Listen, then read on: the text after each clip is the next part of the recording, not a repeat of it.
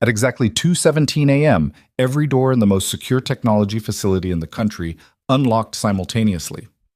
Alarms screamed, engineers froze, and on the main screen, two words appeared that made CEO Vivian Hart's blood run cold: manual layer active. 9 hours earlier, she'd fired the quiet janitor who'd tried to warn her.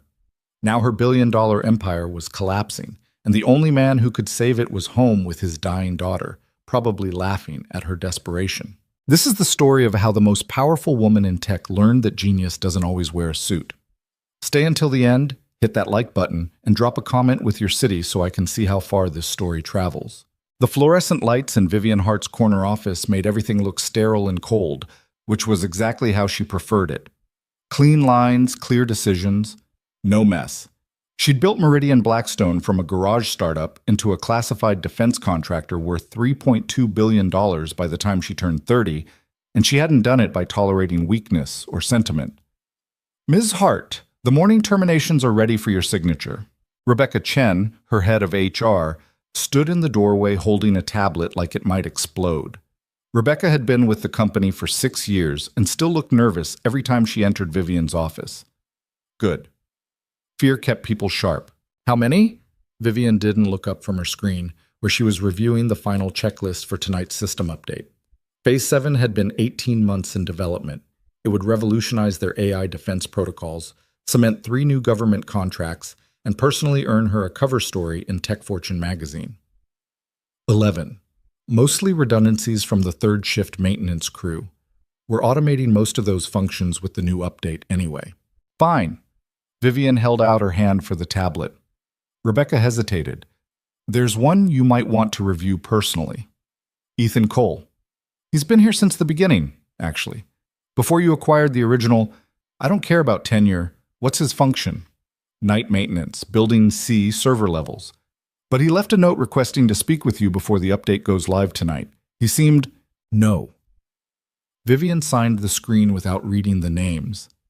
If he had something important to say, he should have put it through proper channels. I'm not running a charity for people who can't follow protocol. Rebecca's mouth tightened, but she took the tablet back. I'll process these immediately. After she left, Vivian returned to her checklist. Temperature controls, backup generators, security protocols, network redundancies. Everything was perfect. Everything was always perfect because she demanded it. Her phone buzzed. Marcus Webb, her lead systems engineer. We're go for tonight, he said without preamble. Marcus didn't waste time on pleasantries either, which was one reason she tolerated him. Final tests came back clean. The AI integration will be seamless. You're certain? No variables we haven't accounted for? A pause. Well, there's that legacy code in the foundational layer, the stuff from the original system before we acquired it. We still haven't fully mapped all of it, but it hasn't caused problems in 6 years, so we proceed. The update goes live at midnight. I want you here personally. Understood. Vivian ended the call and stood at her window, looking down at the Meridian campus. 4 buildings arranged in a square around a central courtyard, all black glass and brushed steel. Beautiful. Powerful. Hers. The morning passed in a blur of meetings, budget reviews, personnel evaluations, a conference call with a Pentagon liaison who tried to lowball their contract renewal and quickly learned that Vivian Hart didn't negotiate from weakness. At 8:47 a.m., she was heading to the executive parking garage when she nearly collided with someone in the hallway. Excuse me, Ms. Hart? The man was in his early 30s, wearing faded jeans and a gray zip-up hoodie that had seen better days. Work boots with scuffed toes. A backpack covered in what looked like children's crayon drawings, stick figures and hearts, and something that might have been a cat. His face was tired, lines around his eyes that seemed too deep for his age. I don't have time for... She started to move past him. My name is Ethan Cole. I work night maintenance in Building C. I need 2 minutes about tonight's update. Something about his voice made her pause. Not the words, but the tone. Calm. Steady. Like he wasn't asking for her time, but simply stating a fact. I'm terminating you this morning, Mr. Cole. Whatever concerns you have are no longer relevant. That's your decision to make. He didn't flinch, didn't beg, just watched her with those tired eyes. But the update you're planning will fail. Catastrophically. I need to show you why. Vivian felt her jaw tighten.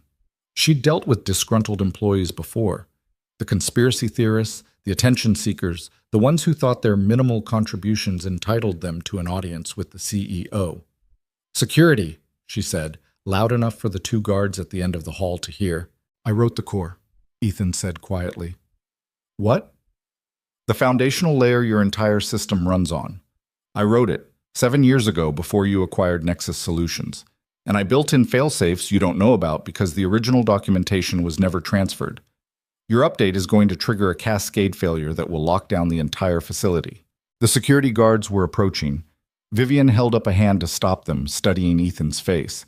He didn't look crazy, didn't look like he was lying, just looked tired and sad and absolutely certain. You're a janitor, she said. Now, yeah, I used to be other things. He shifted his backpack. One of the crayon drawings showed two stick figures holding hands, one big and one small, under a rainbow.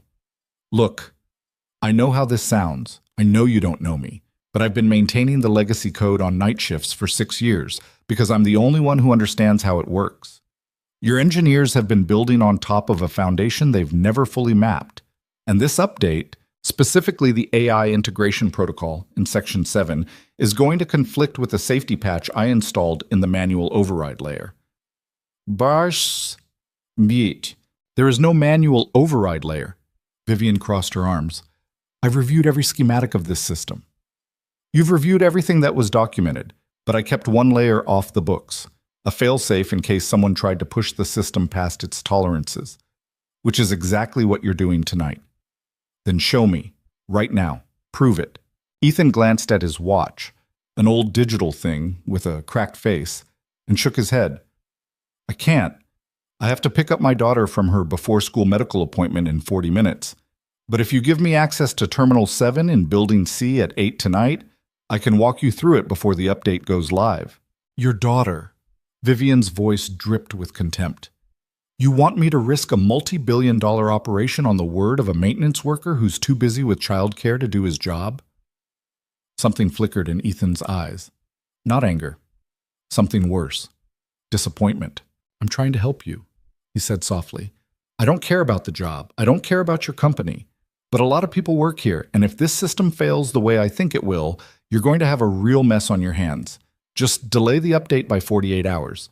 Let me show you what I'm talking about. That's all I'm asking. Remove him, Vivian told the guards. They moved in, one on each side. Ethan didn't resist. Just let them take his arms and start walking him toward the exit. You're making a mistake, he called back. Not shouting, just stating it. Check the logs from 3 years ago, October 15th. You'll see a cascade event that stopped itself. That was my failsafe. And tonight, you're going to need it again. Then they were gone, and Vivian was alone in the hallway. She stood there for a moment, feeling something uncomfortable in her chest. It felt almost like doubt, which was ridiculous.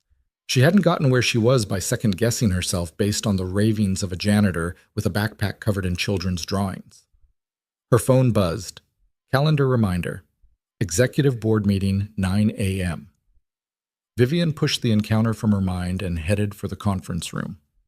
The board meeting ran until noon, then lunch with a venture capital firm interested in their subsidiary projects, then a video interview with Tech Weekly, then reviews of the marketing campaign for their new civilian security app. By 6 p.m., Vivian was back in her office, and the encounter with Ethan Cole had faded to a vague irritation at the back of her mind. Marcus Webb appeared in her doorway, holding 2 coffee cups. He handed her one, black, no sugar, exactly how she took it, and settled into the chair across from her desk. Final countdown, he said. T-minus 6 hours. Any last-minute issues? Nothing significant. Johnson flagged some weird activity in the legacy code earlier this week, but it stabilized on its own. Probably just some old automated process cycling through. Vivian took a sip of coffee. The legacy code. From the original Nexus acquisition. Yeah, why? Who wrote it? Marcus frowned. Honestly, no idea. The documentation from that acquisition was a disaster. We got the IP rights and the core system, but half the personnel files were incomplete, and most of the original team scattered after we took over. Why do you ask? No reason. just being thorough. But after Marcus left, Vivian found herself pulling up the acquisition files from 6.5 years ago. Nexus Solutions had been a struggling startup with one brilliant piece of technology, an AI defense framework that could predict and counter cyber attacks before they fully materialized. Vivian had bought them for $87 million, stripped the useful technology, and let the rest of the company dissolve. She scrolled through the personnel records from that time. Most were redacted or incomplete. Project leads, engineers, programmers, all listed by role rather than name because of the classified nature of the work. Then she saw it. Lead architect E. Cole, level 5 clearance, deep black classification. The file was mostly empty. No photos, no contact information. Just a note. Resigned November 2019, personal circumstances. Clearance revoked. November 2019. 6 months after Vivian had acquired Nexus. She sat back in her chair staring at the screen. No. It was absurd. The same guy couldn't have gone from lead architect on a classified AI system to night janitor in the same facility. People didn't fall that far. But something nagged at her. That calm certainty in his voice. The way he'd known specific details. Section 7, the AI integration protocol. The manual override layer. Vivian pulled up the security footage from this morning and found the timestamp of her encounter with Ethan. The video quality was good enough to get a clear look at his face. Tired, worn, but there was something in his eyes, a sharpness that didn't match the rest of his appearance. On impulse, she opened the system logs and searched for October 15th, 3 years ago. The file was flagged red, critical event. At 3:33 a.m., the system had experienced what the logs called a spontaneous cascade event. Cooling systems failed. Backup generators kicked in late. The entire network had started shutting down in sequence, building by building. Then, at 3:47 a.m., it stopped. The log notes were sparse. Event resolved. Unknown origin. System self-corrected via undocumented protocol. No damage, no data loss. Vivian felt cold. She grabbed her phone and called Rebecca Chen. I need the file on Ethan Cole, the employee we terminated this morning. It's almost 7, Ms. Hart. I'm at my daughter's. Now, Rebecca. A sigh. Give me 10 minutes. It took 12. The file came through to Vivian's email, and she opened it immediately. Ethan James Cole, age 32, hired 6 years ago for night maintenance, Building C, no college degree listed. Previous employment? Redacted due to classification. Emergency contact, Mia Cole, daughter, age 8. The medical insurance claims were extensive. Regular cardiology appointments, multiple hospitalizations, specialist consultations, all for Mia Cole, diagnosed with a congenital heart defect requiring ongoing treatment and eventual surgery. Vivian stared at the screen for a long time. A man with level 5 clearance, lead architect on a deep black AI system, reduced to mopping floors on the night shift. Because of a sick daughter. Because he needed the insurance and the flexible hours and couldn't afford to be anything more than invisible. She thought about his backpack covered in crayon drawings. She thought about his eyes, tired but sharp. She thought about the way he'd said, I don't care about the job. I don't care about your company. Her phone rang. Marcus Webb. We're starting preliminary shutdown sequences, he said. Everything's on track. You should head down to the control center if you want to watch the magic happen. I'll be there in 10 minutes, Vivian said. She ended the call and sat in the silence of her office, looking out at the Meridian campus as the sun set behind Building C. Then she stood, grabbed her jacket, and headed for the elevator. Ishke. The control center was in the basement of Building A, a large room filled with monitors and workstations where the night engineering team coordinated all critical operations. By the time Vivian arrived, a dozen people were already there, running final checks. Marcus stood at the central console, looking like a conductor before a symphony. Status? Vivian asked. Green across the board. We start the update sequence in 90 minutes. She moved to the observation window that looked down into the server room, rows and rows of black towers, humming with quiet power. This was the heart of Meridian, the brain that protected military installations, coordinated defense systems, predicted threats before they materialized. And somewhere in there, buried in the code, was a failsafe no one knew about except a janitor who'd tried to warn her. Marcus, delay the update. He turned, frowning. What? Why? I need 48 hours to review some concerns about the legacy code. Concerns? From who? Vivian hesitated. If she told him about Ethan, he'd think she was losing her mind, making operational decisions based on the claims of a fired maintenance worker. From me, she said. I want to personally verify some of the integration protocols before we proceed. Marcus's frown deepened. Vivian, we've been planning this for 18 months. We have government observers scheduled to arrive tomorrow morning to witness the upgrade. If we delay now, it's going to raise questions about our technical competence. I don't care about... The lights flickered. Everyone in the control center looked up. That's weird, someone muttered. Then the monitors went black. For 3 seconds, the room was completely dark except for the emergency exit signs. When the lights came back on, every screen in the control center displayed the same message. Preliminary handshake sequence initiated. Marcus rushed to his console, typing frantically. What the hell? We didn't start anything yet. The update isn't scheduled for another 87 minutes. Kill it, Vivian said. I'm trying. It's not responding to manual override. Around the room, engineers scrambled to their stations. Voices overlapped, tense and confused. I'm locked out of the temperature controls. Backup systems aren't responding. The security grid just went into full lockdown. Vivian's phone buzzed. Building-wide alert. All exterior doors locked. All interior doors locked. Emergency protocols engaged. Marcus, what is happening? He was pale, staring at his screen. The system is running some kind of autonomous sequence. It's like it's checking itself, going through every protocol, every subsystem, like it's looking for something. Looking for what? I don't know. This code isn't in any of our documentation. The main screen changed. Searching for primary authentication. EJC. Confirm identity. Vivian felt her stomach drop. EJC Ethan James Cole. Jesus Christ, she whispered. Marcus looked at her. Do you know what this means? Before she could answer, every light in the building went out. Emergency power kicked in after 5 seconds, bathing everything in dim red. The monitors stayed black. Then, one by one, they came back on. Primary authentication not found, manual layer active, awaiting EJC confirmation system. Hold 14 hours, 23 minutes, 56 seconds, a countdown. 14 hours, 23 minutes, 56 seconds. And ticking down. What happens when it hits 0? Vivian asked quietly. Marcus's hands were shaking as he typed, trying to access something, anything. I have no idea, but based on what I'm seeing in these logs, if the manual layer doesn't get its confirmation, the entire system is going to shut down, permanently. Every protocol, every backup, every safeguard. It's a scorched earth failsafe. Can you override it? Not without the authentication key, which apparently only one person has. Vivian pulled out her phone and called Rebecca Chen again. I need Ethan Cole's home address, right now.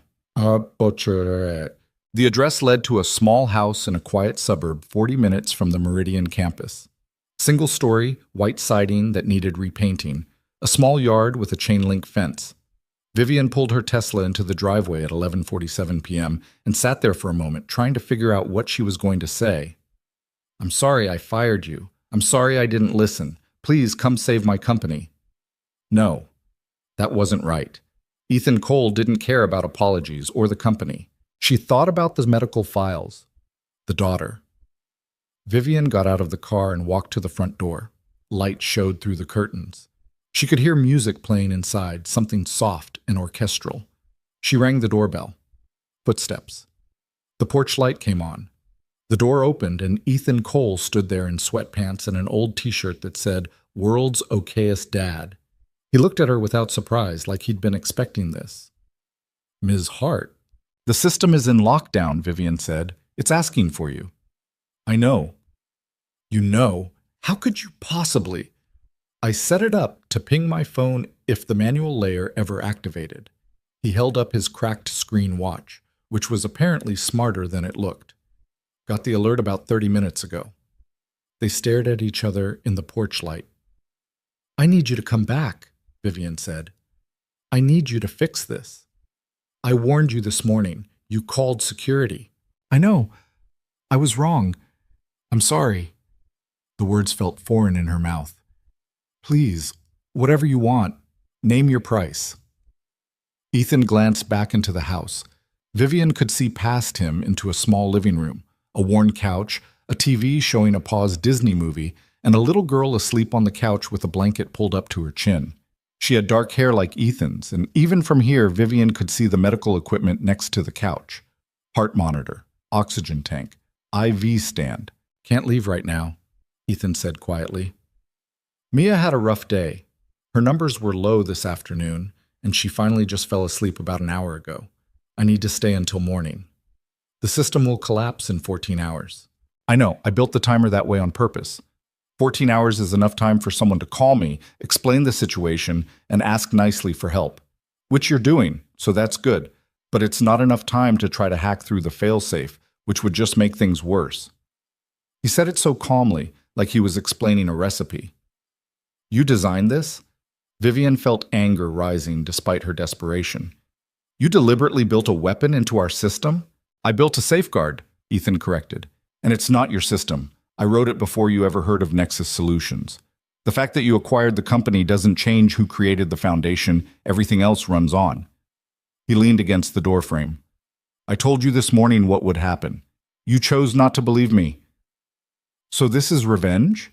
Punishment for firing you? No, this is exactly what I told you it was. A failsafe to prevent catastrophic failure. Your update would have triggered it anyway. The only difference is that the lockdown started early because your team got sloppy with the preliminary sequence. He checked his watch again. You've still got plenty of time. I'll come in tomorrow morning around 7. That gives us 7 hours to fix everything before the deadline. Tomorrow morning? What am I supposed to tell my board? The government observers? My engineering team? Tell them the truth. That you pushed a system past its tolerances and it pushed back. Or make something up. I don't care. He started to close the door. 7 a.m., Ms. Hart. I'll meet you at Terminal 7 in Building C. That's where the manual layer access is. Wait, I'm not negotiating. My daughter's 8 years old and dying of a heart defect that requires constant monitoring. I've structured my entire life around being here when she needs me. Your company emergency doesn't change that. His voice was still calm, but there was steel underneath it now. You want my help? You get it on my terms. 7 a.m. Take it or leave it. Vivian wanted to argue, wanted to demand, wanted to threaten, but she looked past Ethan at the little girl on the couch, the medical equipment, the crayon drawings taped to the walls, and something in her chest hurt. 7 a.m., she said quietly. I'll be there. Ethan nodded and closed the door. Vivian walked back to her car and sat behind the wheel for a long time, listening to the engine tick as it cooled. Then she pulled out her phone and called Marcus. Tell the team to get some rest. We're not doing anything until morning. Vivian, we can't just... Morning, Marcus. That's final. She drove back to the Meridian campus and spent the rest of the night in her office, watching the countdown timer on her monitor tick slowly towards 0, and thinking about a man who'd given up everything to stay home with his daughter. At 3:17 a.m., Vivian gave up pretending she could sleep and returned to the control center. The red emergency lighting cast everything in shades of blood and shadow, making the engineers at their stations look like ghosts haunting a shipwreck. Marcus was still there, hunched over his console with his 5th cup of coffee going cold beside his keyboard. His eyes were red-rimmed and his hair stood up in weird angles where he'd been running his hands through it. Anything? Vivian asked, though she already knew the answer. Nothing. I've tried every backdoor, every admin protocol, every hack I can think of. The system just sits there, waiting, like it's got all the time in the world. He gestured at the main screen where the countdown continued its relentless march. 9 hours, 42 minutes, and then everything dies. Not everything, just our access to it. Marcus looked at her like she'd grown a second head. That's the same thing. Without access, the system is worthless. All our contracts, all our projects, all our data, locked away forever in a box we can't open. Vivian pulled up a chair and sat down, staring at the screens. She'd spent the last 4 hours reading everything she could find about Nexus Solutions and its collapse. Most of the articles were from tech blogs and industry newsletters, the kind of small print obituaries that marked the death of another startup that couldn't make it. But one article from the Technology Ethics Journal had caught her attention. It was titled The Human Cost of Acquisition Culture, and it featured an anonymous interview with someone described only as a former lead engineer at a recently acquired defense startup.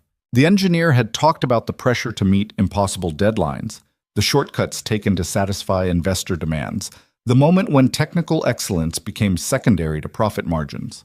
And then, near the end of the interview, a single paragraph that Vivian had read over and over. I had a choice to make: keep fighting for a company that had already been gutted and sold, or go home and be there for the person who actually needed me. Some people might say I gave up. I say I finally figured out what was worth fighting for. The article was dated December 2019, 1 month after Ethan Cole had resigned. "Tell me about the original Nexus team," Vivian said quietly. Marcus rubbed his eyes. "I wasn't here for that acquisition. That was before my time. But you've worked with the code they built. You must have some sense of who they were. Brilliant. Paranoid. They built the system like they were expecting it to be attacked by someone who knew exactly how it worked." He laughed bitterly, which in retrospect shows better judgment than we gave them credit for. "This manual layer, it's elegant. Simple but unbreakable. Whoever designed it understood that the best security isn't complexity. It's architecture that requires a human being to make a conscious choice." "EJC," Vivian said. "That's the authentication it's asking for. Ethan James Cole." Marcus's fingers stopped moving on his keyboard. "The janitor? The guy you fired yesterday? The lead architect who built the foundation for everything we've been working with for the last 6 years. That's impossible. Why would someone with that kind of skill? Because his daughter is dying." The words came out harsher than Vivian intended. "Because he needed insurance and flexible hours and a job that would let him be there when she needed him. And because we gave him that job without ever bothering to ask who he was or what he could do." Marcus was quiet for a long moment. Then he said, "When's he coming in?" 7 a.m. "Can we trust him? I mean, he literally built a kill switch into our system. He built a safeguard." "There's a difference." Vivian stood up, her back aching from the hours of sitting. "And yes, we can trust him, because he could have let this whole thing burn, could have ignored my call, stayed home with his daughter, and let us tear ourselves apart trying to fix it. But he didn't. He's coming back." "For what?" "We fired him. What's he got to gain?" Vivian thought about Ethan's face in the porch light, the way he'd looked back at his daughter sleeping on the couch. "Nothing. That's what makes him different from us." She left Marcus in the control center and walked through the empty facility. The lockdown had sent everyone home except essential personnel, and the hallways felt like a museum after hours. Her footsteps echoed off polished floors that Ethan had probably mopped 100 times while the engineers worked overhead, completely oblivious to the fact that the foundation of everything they did existed because of him. Building C was the oldest structure on campus, the only one that had survived from the original Nexus facility. Vivian had always meant to renovate it, bring it up to the same sleek standards as the newer buildings, but had never found the budget priority. Now she understood why it had never been quite the same as the others. It wasn't just a building, it was a monument to something that had existed before her, something she'd consumed without ever understanding what it was. She found Terminal 7 on the lower level, in a room that looked like it hadn't been updated since the early 2000s. Old monitors, mechanical keyboards, chairs with torn upholstery. A space that had been forgotten by everyone except the person who needed it.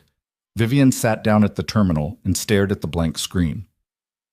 At 6:15 a.m., her phone rang. Rebecca Chen.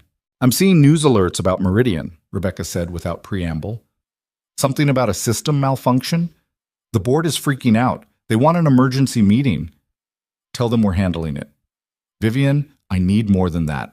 I've got reporters calling, investors asking questions, government liaisons demanding updates. I need to give them something. Tell them the truth." "We attempted a system update without properly understanding the foundational architecture, and we triggered a security protocol. We're resolving it this morning." "That makes us sound incompetent." "We are incompetent. At least about this." Vivian checked the time. 6:17. "Schedule the board meeting for noon. By then we'll either have answers or we won't, and either way they deserve to know what happened." She ended the call before Rebecca could argue. At 6:45, Marcus appeared in the doorway of the Terminal 7 room, holding 2 cups of coffee. "Peace offering," he said, handing her one. "I've been thinking about what you said. About trust. And? And you're right. We built an empire on top of someone else's foundation without ever asking if we understood it. That's on us. He leaned against the wall, looking exhausted. I pulled some old personnel files. Did you know Ethan Cole had 3 PhD offers before he was 25? MIT, Stanford, Caltech. He turned them all down to work at Nexus because they were doing classified work that actually mattered. I didn't know that. Yeah, well, neither did anyone else. He kept his head down, did the work, and when the company got sold, he just vanished. Except he didn't vanish. He was here the whole time, right under our noses. Marcus took a sip of his coffee. Makes you wonder what else we've been missing. At 6:58, Vivian's phone buzzed with a text from the security gate. Ethan Cole here to see you. Her fingers were shaking as she typed back. Send him to Building C, lower level, Terminal 7. 2 minutes later, she heard footsteps in the hallway. Different from her footsteps or Marcus's. Slower. Heavier. The sound of work boots on linoleum. Ethan appeared in the doorway carrying his backpack with the crayon drawings. He looked even more tired than yesterday, dark circles under his eyes like bruises. But his hands were steady as he set the backpack down on one of the chairs. Morning, he said simply. Thank you for coming, Vivian said. The words felt inadequate, but she didn't know what else to say. Ethan nodded and moved to the terminal, his fingers already reaching for the keyboard like he was coming home after a long trip. You're Marcus Webb, right? Lead systems engineer? Marcus straightened. Yeah, we've never actually met. No, but I've seen your work. The encryption protocols you designed for the civilian app are solid. Little redundant in the third layer, but solid. It was the kind of casual compliment that held weight, because it came from someone who actually understood the work. Marcus looked like he didn't know whether to be flattered or embarrassed. I should have caught this, Marcus said. The manual layer. I should have dug deeper into the legacy code. You weren't supposed to catch it. That was the point. Ethan was already typing, and the screen was coming alive with code that Vivian didn't recognize. A good safeguard is invisible until you need it, and you needed it, so here we are. The terminal displayed a login prompt that Vivian had never seen before. Manual layer access identity verification required. Ethan pulled a small USB drive from his pocket and plugged it into the terminal. The screen flickered, and suddenly, they were looking at something that predated every interface Vivian had seen in the Meridian system. It was basic, almost primitive, just lines of text on a black background. This is the original Nexus framework, Ethan said quietly, before any of the additions, before any of the updates. This is the skeleton that everything else hangs on. Why keep it separate? Marcus asked, leaning in to look. Because systems evolve, they get bigger, more complex, more prone to failure, but the foundation has to stay stable, so I isolated it, made it independent of everything else. That way, if the superstructure collapses, the foundation survives. He typed a command, and the screen filled with diagnostic information that scrolled too fast for Vivian to follow. Your update, Ethan said, pointing at one section of code, was trying to integrate new AI protocols into the decision-making layer. See this right here?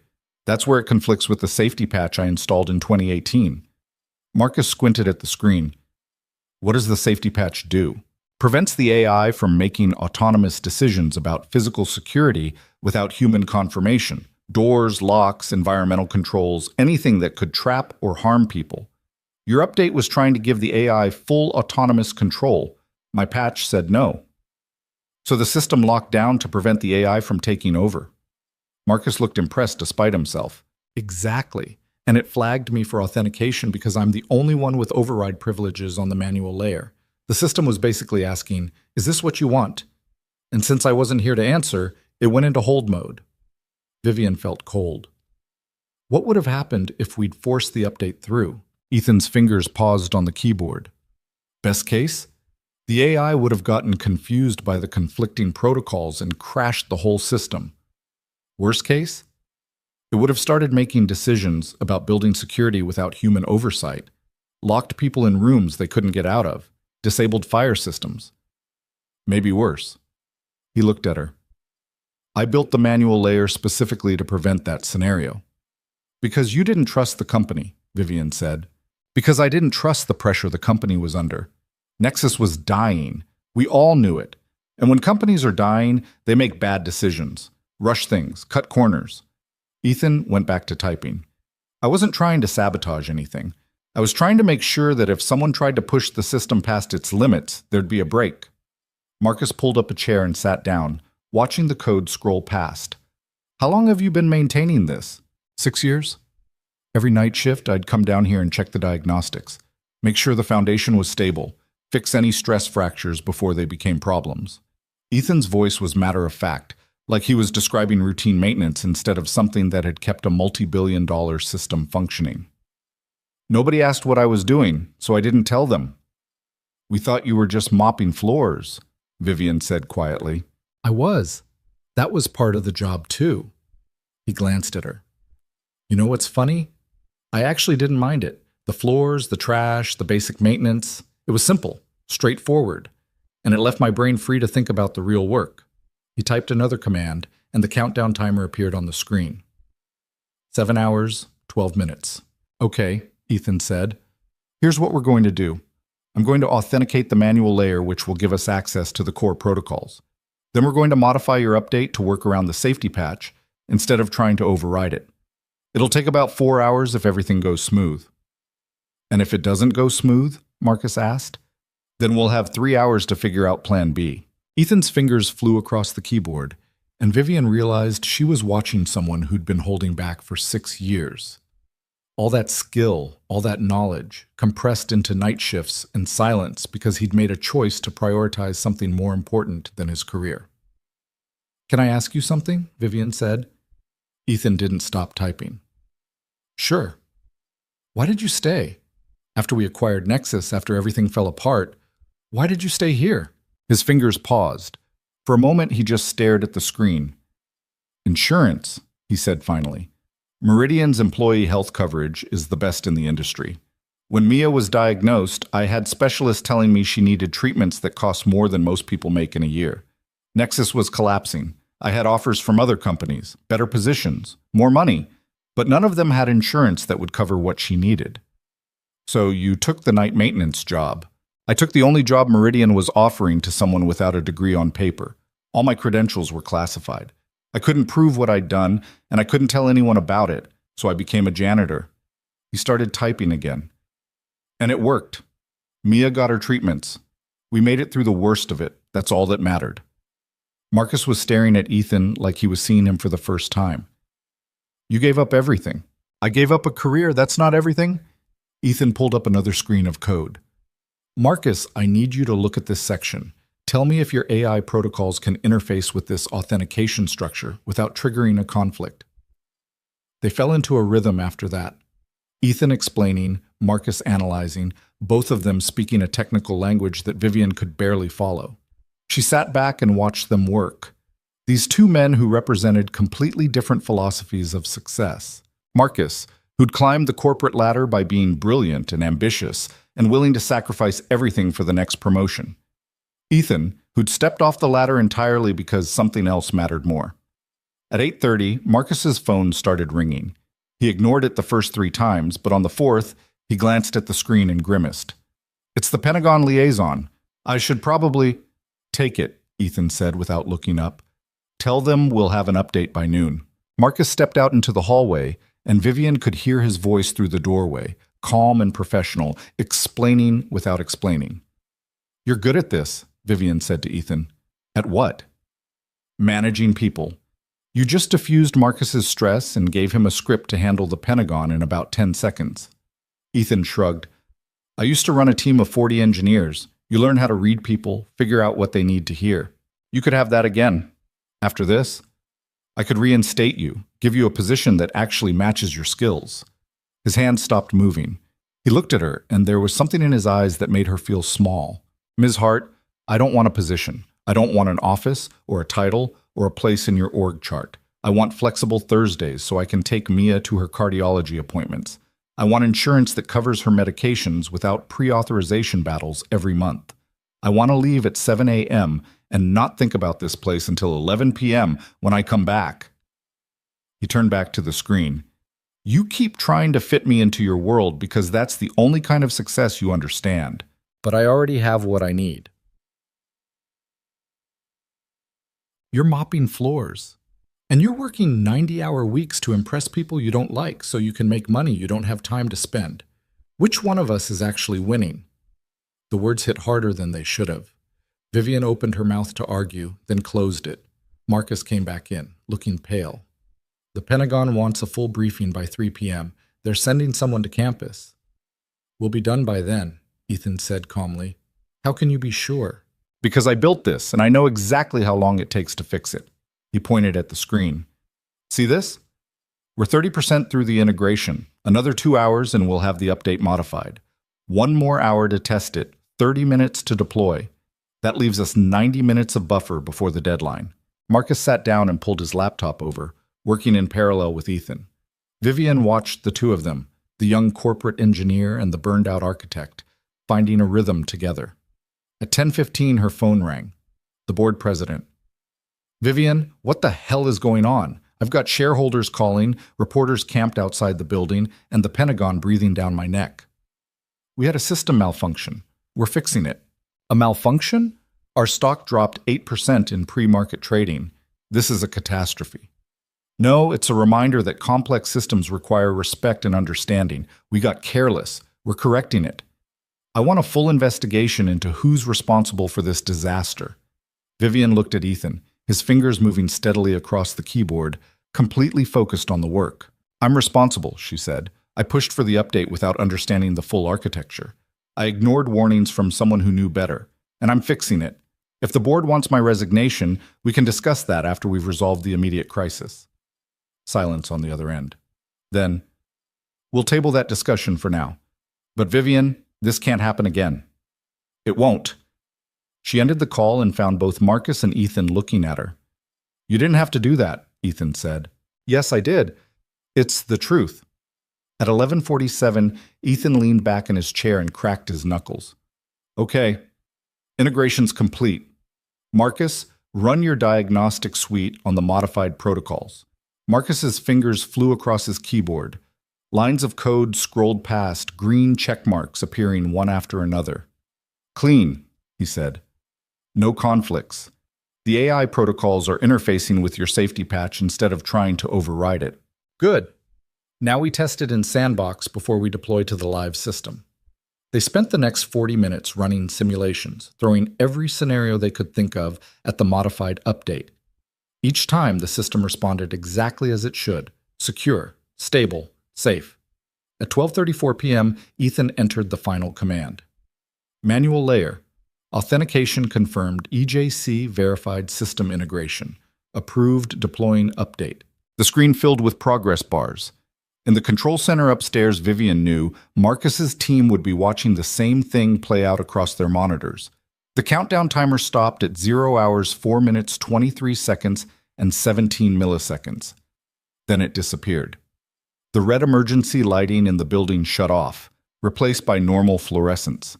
Somewhere in the walls, Vivian heard the soft click of locks disengaging. Marcus's phone buzzed. He looked at it and grinned. Control center says all systems are green. Doors unlocked, temperature controls responding, security grid online. Everything's back.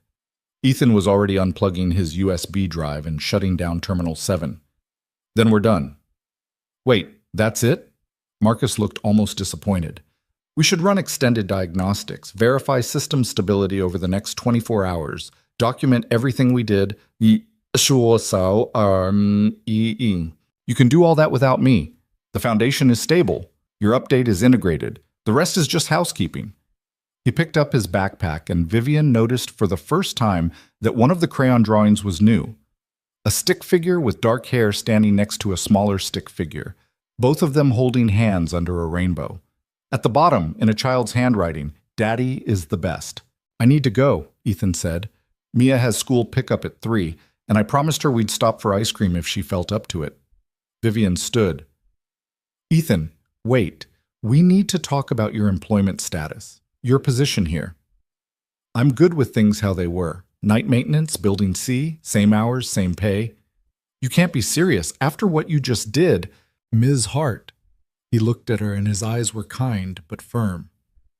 I don't need you to validate my worth. I know what I'm capable of. I know what I've built. And I know what I've chosen to prioritize. Those things don't change because you finally noticed I exist. At least let me adjust your compensation. Better insurance coverage for Mia, flexible scheduling for her appointments, Now that I'll take. Not because you owe me, but because it helps my daughter. Write it up and send it to my email. I'll look it over. He headed for the door, then paused and looked back at Marcus. Your encryption protocols really are good, but you're overthinking the third layer. Sometimes simple is better. Trust the math. Then he was gone, his footsteps echoing down the hallway, fading into silence. Marcus and Vivian stood in the Terminal 7 room, surrounded by old equipment and forgotten technology, and listened to him leave. We really screwed up, Marcus said quietly. Yeah, we did. He could have destroyed us, could have let the system crash, let us tear ourselves apart trying to fix it, could have demanded anything he wanted. But he didn't. Vivian picked up one of the old keyboards, felt its weight. Because revenge wasn't the point. Proving himself wasn't the point. He just wanted to go home to his daughter. Marcus packed up his laptop. What are you going to tell the board? The truth. That we built an empire on a foundation we didn't understand, and we're damn lucky the architect was still around to keep it from collapsing. They walked back through Building C together, and Vivian found herself noticing things she'd never paid attention to before. The floors were spotless. The equipment was maintained. The old building had been quietly cared for by someone who understood what it meant. In the control center, the engineering team was celebrating, high-fiving, and laughing with the relief of people who'd just avoided disaster. They cheered when they saw Marcus, calling him a hero. No one mentioned Ethan, no one except Marcus, who climbed onto a desk and raised his voice above the noise. Hey, everyone shut up for a second. The room went quiet. We didn't save this. I didn't save this. The guy who saved it was Ethan Cole from Night Maintenance, who most of you probably never noticed because he worked while you were sleeping. He built the foundation this entire company runs on, and he fixed it this morning because we were too arrogant to listen when he tried to warn us. Marcus looked around the room. So before we start celebrating our own genius, maybe we should remember that the best work doesn't always happen in the spotlight. Sometimes it happens at night, in the basement, by people who don't care about credit. The room was silent. Then someone started clapping. Slowly at first, then others joined in, until the whole control center was applauding for someone who wasn't there to hear it.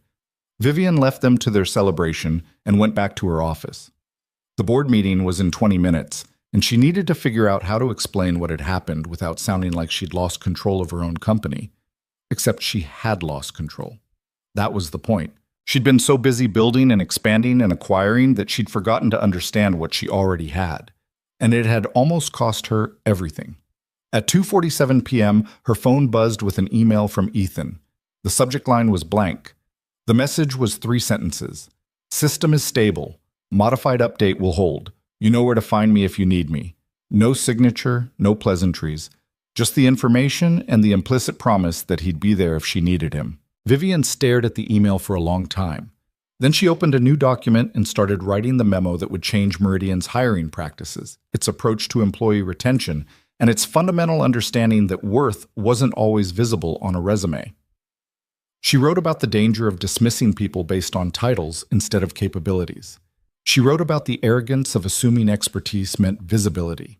She wrote about a man who'd sacrificed everything that the corporate world valued and gained something that actually mattered. At 3 p.m., she walked into the board meeting and told them they'd been running their company on the back of a janitor who was smarter than all of them combined. Half of them thought she'd lost her mind.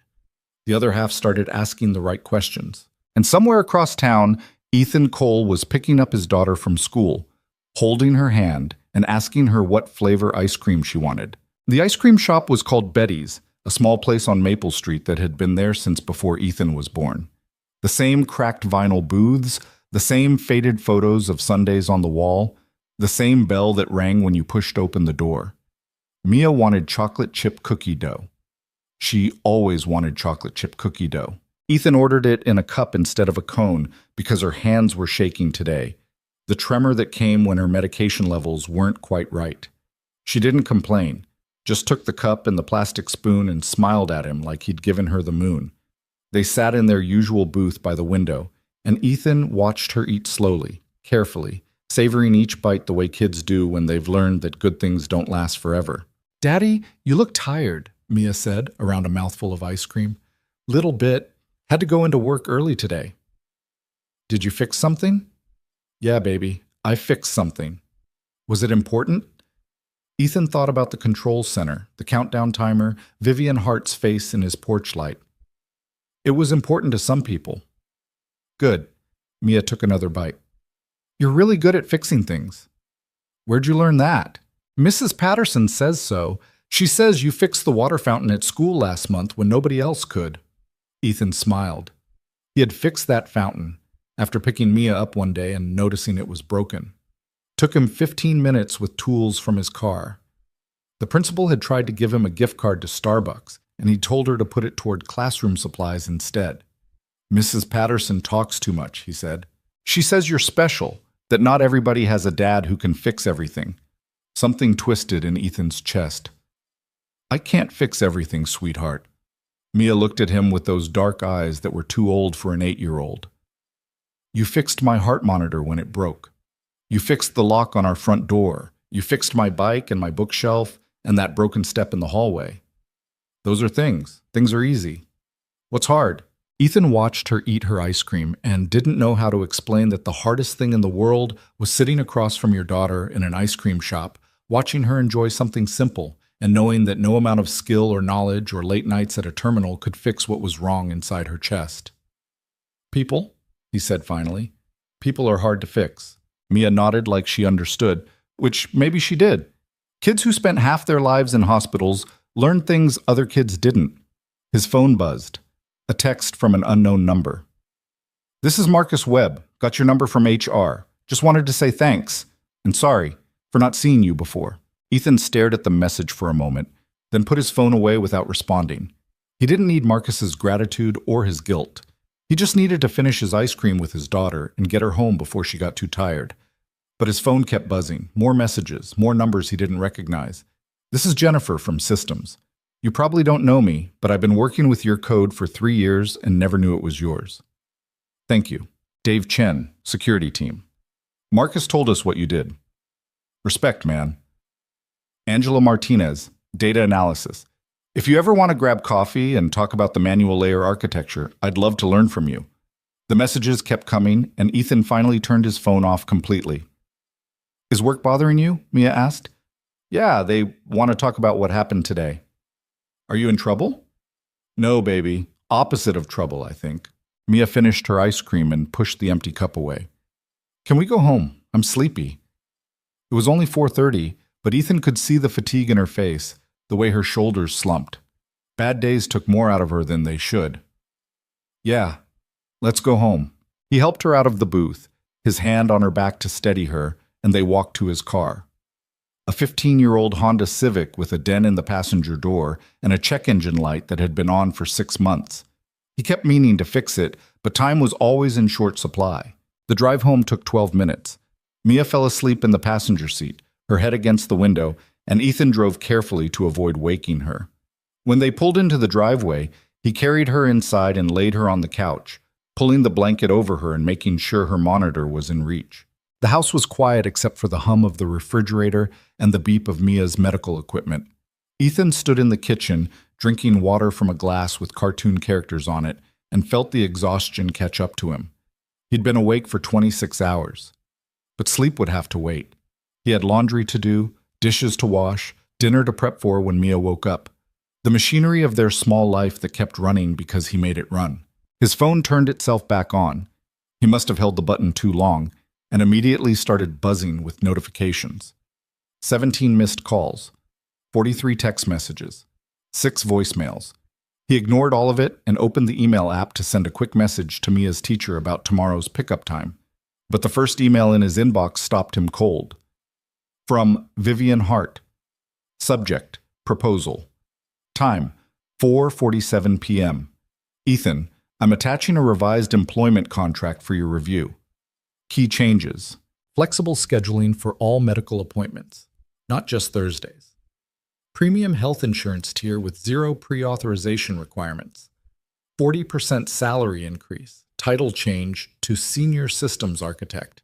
You can decline the title if you want, but the pay grade comes with it. Option to work remotely 3 days per week. This isn't charity and it's not guilt.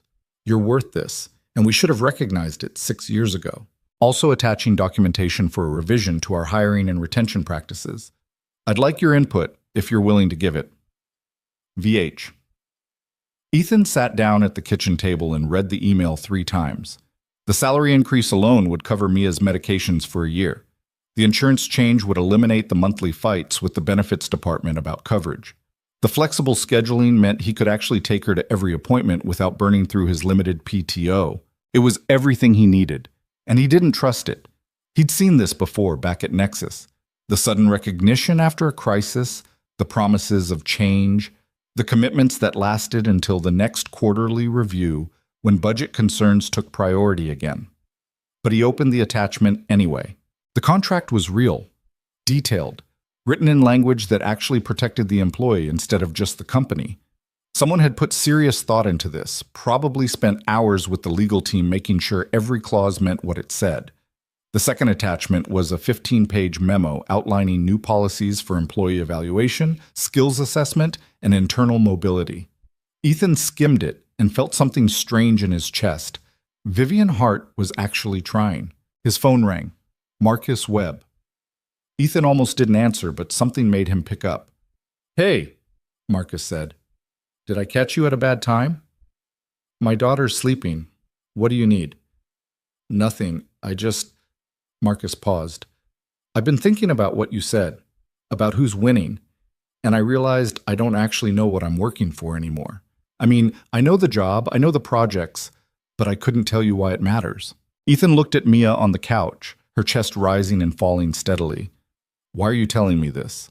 "Because you know you've got it figured out, and I'm 34 years old with a master's from MIT and a 6-figure salary, and I don't have a single thing in my life that matters the way your daughter matters to you." "That's not my problem to solve, Marcus." "I know. I'm not asking you to solve it. I just wanted to say that watching you today, the way you handled everything, the way you stayed calm and focused and then just left to go pick up your kid, that's the first time in years I've seen someone actually live their priorities instead of just talking about them." Ethan didn't know what to say to that. "Anyway," Marcus continued, "I'm looking at the code you wrote. The manual layer, the fail-safes, the whole architecture. It's beautiful, man. Like, genuinely elegant. And I'm wondering if you'd be willing to teach me, not as your boss or your colleague, just as someone who wants to learn from someone better." "I'm a janitor, Marcus. You're the guy who built the thing I've been working on for 3 years without understanding. That makes you the teacher and me the student, regardless of what our business cards say." Mia stirred on the couch, making a small sound. Ethan watched her settle back into sleep. "I'll think about it," he said. "That's all I'm asking. Thanks for picking up." Marcus hung up, and Ethan sat in his kitchen with the phone in his hand, wondering what had just happened to his carefully controlled life. The next morning, Ethan was back in Building C at 11 p.m., mopping the floors like always. But when he went down to Terminal 7 to run his routine diagnostics, he found someone already there. Jennifer Chen from Systems, sitting at one of the old terminals with her laptop open. "Sorry," she said when she saw him. "Marcus said it was okay if I worked down here sometimes. I can leave if you need the space." Ethan set his mop bucket down. "What are you working on?"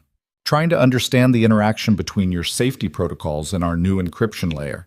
I keep hitting a wall, and I thought maybe if I looked at it from down here, where you built it, something would click." She looked nervous, like she expected him to throw her out. Instead, Ethan pulled up a chair and looked at her screen. "Show me where you're stuck." They worked for an hour.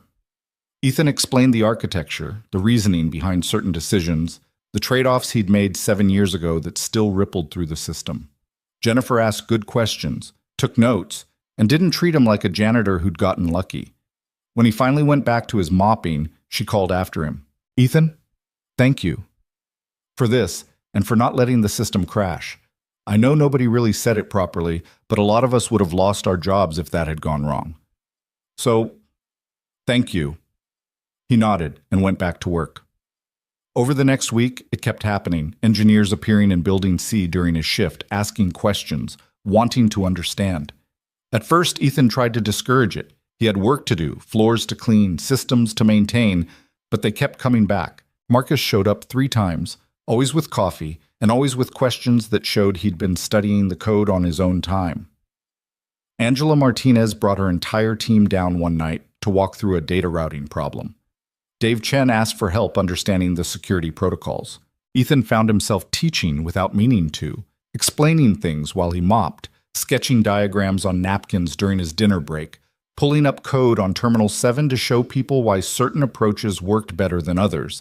And slowly, something shifted in Building C. The engineers started staying longer, working later because they wanted to catch Ethan during his shift.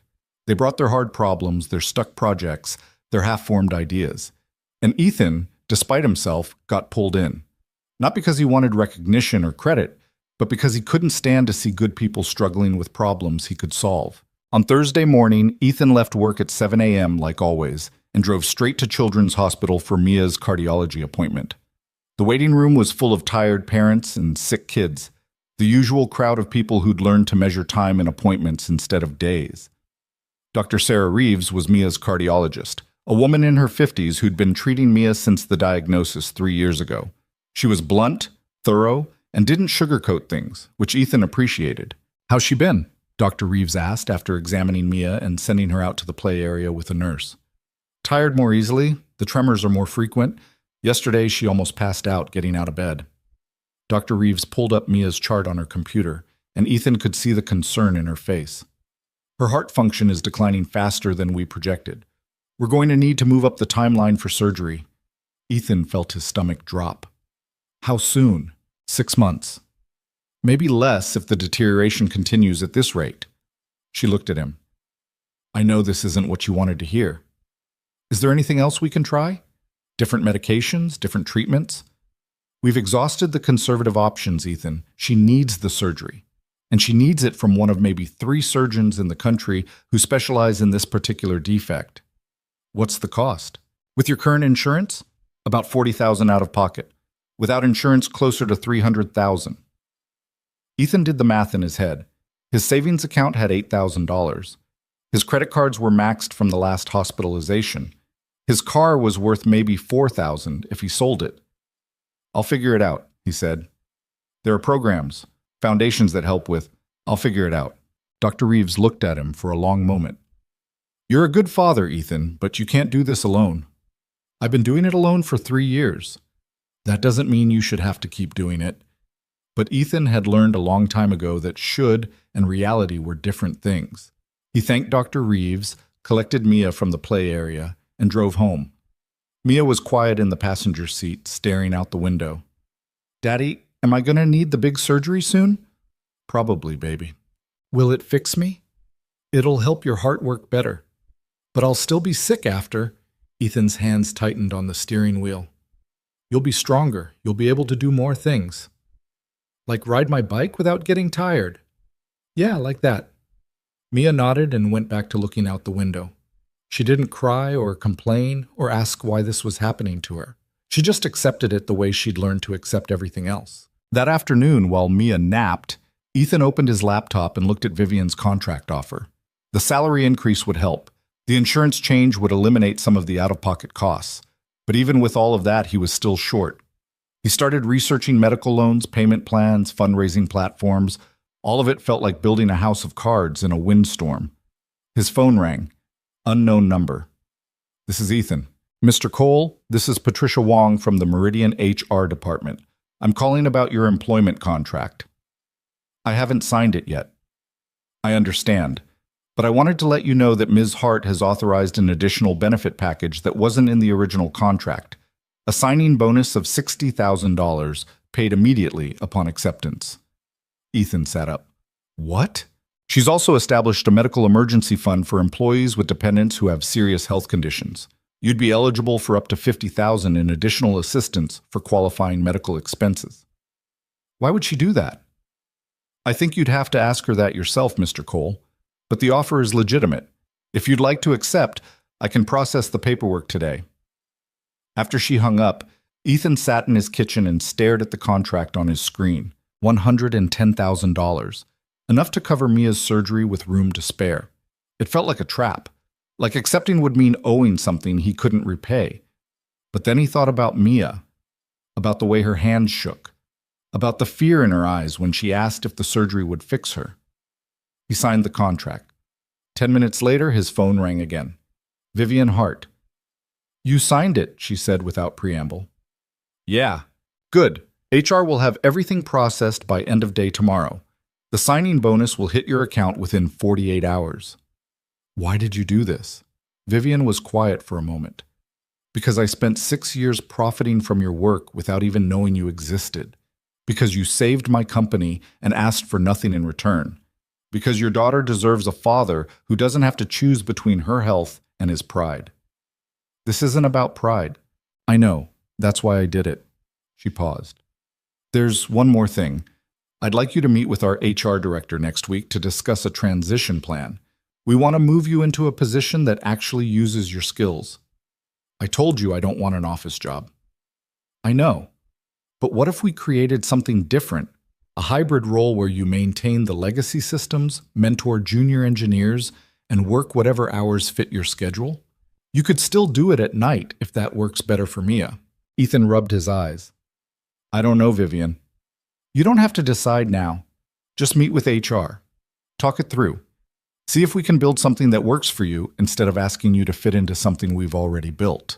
After she hung up, Ethan walked into the living room and sat on the floor next to the couch where Mia was sleeping. He watched her breathe, counted each rise and fall of her chest, and let himself imagine a future where she was strong enough to ride her bike without stopping to catch her breath. That night at work, Ethan found something unexpected in Building C. Someone had set up a proper workspace near Terminal 7, a decent office chair instead of the torn one he'd been using, a new monitor, a small refrigerator stocked with water and energy drinks, a note taped to the terminal. For the architect. From the people who finally noticed. The Building C night crew. Ethan stood there looking at it, feeling something crack in his chest. He'd spent 6 years invisible, and now suddenly everyone wanted to see him. He didn't know if he liked it. But when Marcus showed up an hour later with questions about system architecture, Ethan pulled up a chair and started teaching. And when Jennifer appeared after that with her team, wanting to understand the encryption protocols, Ethan walked them through it. And when Angela came down with coffee and a problem about data routing that had her team stuck for 3 days, Ethan solved it in 20 minutes and showed her why the solution worked. By 3 a.m., there were 8 people in Building C, all gathered around Terminal 7, all learning from a janitor who'd been there the whole time. Marcus looked around at the group and laughed. "This is insane. We're having an engineering summit in a basement at 3 in the morning. "Best time for it," Ethan said. "No interruptions." "We should make this official, like a regular thing.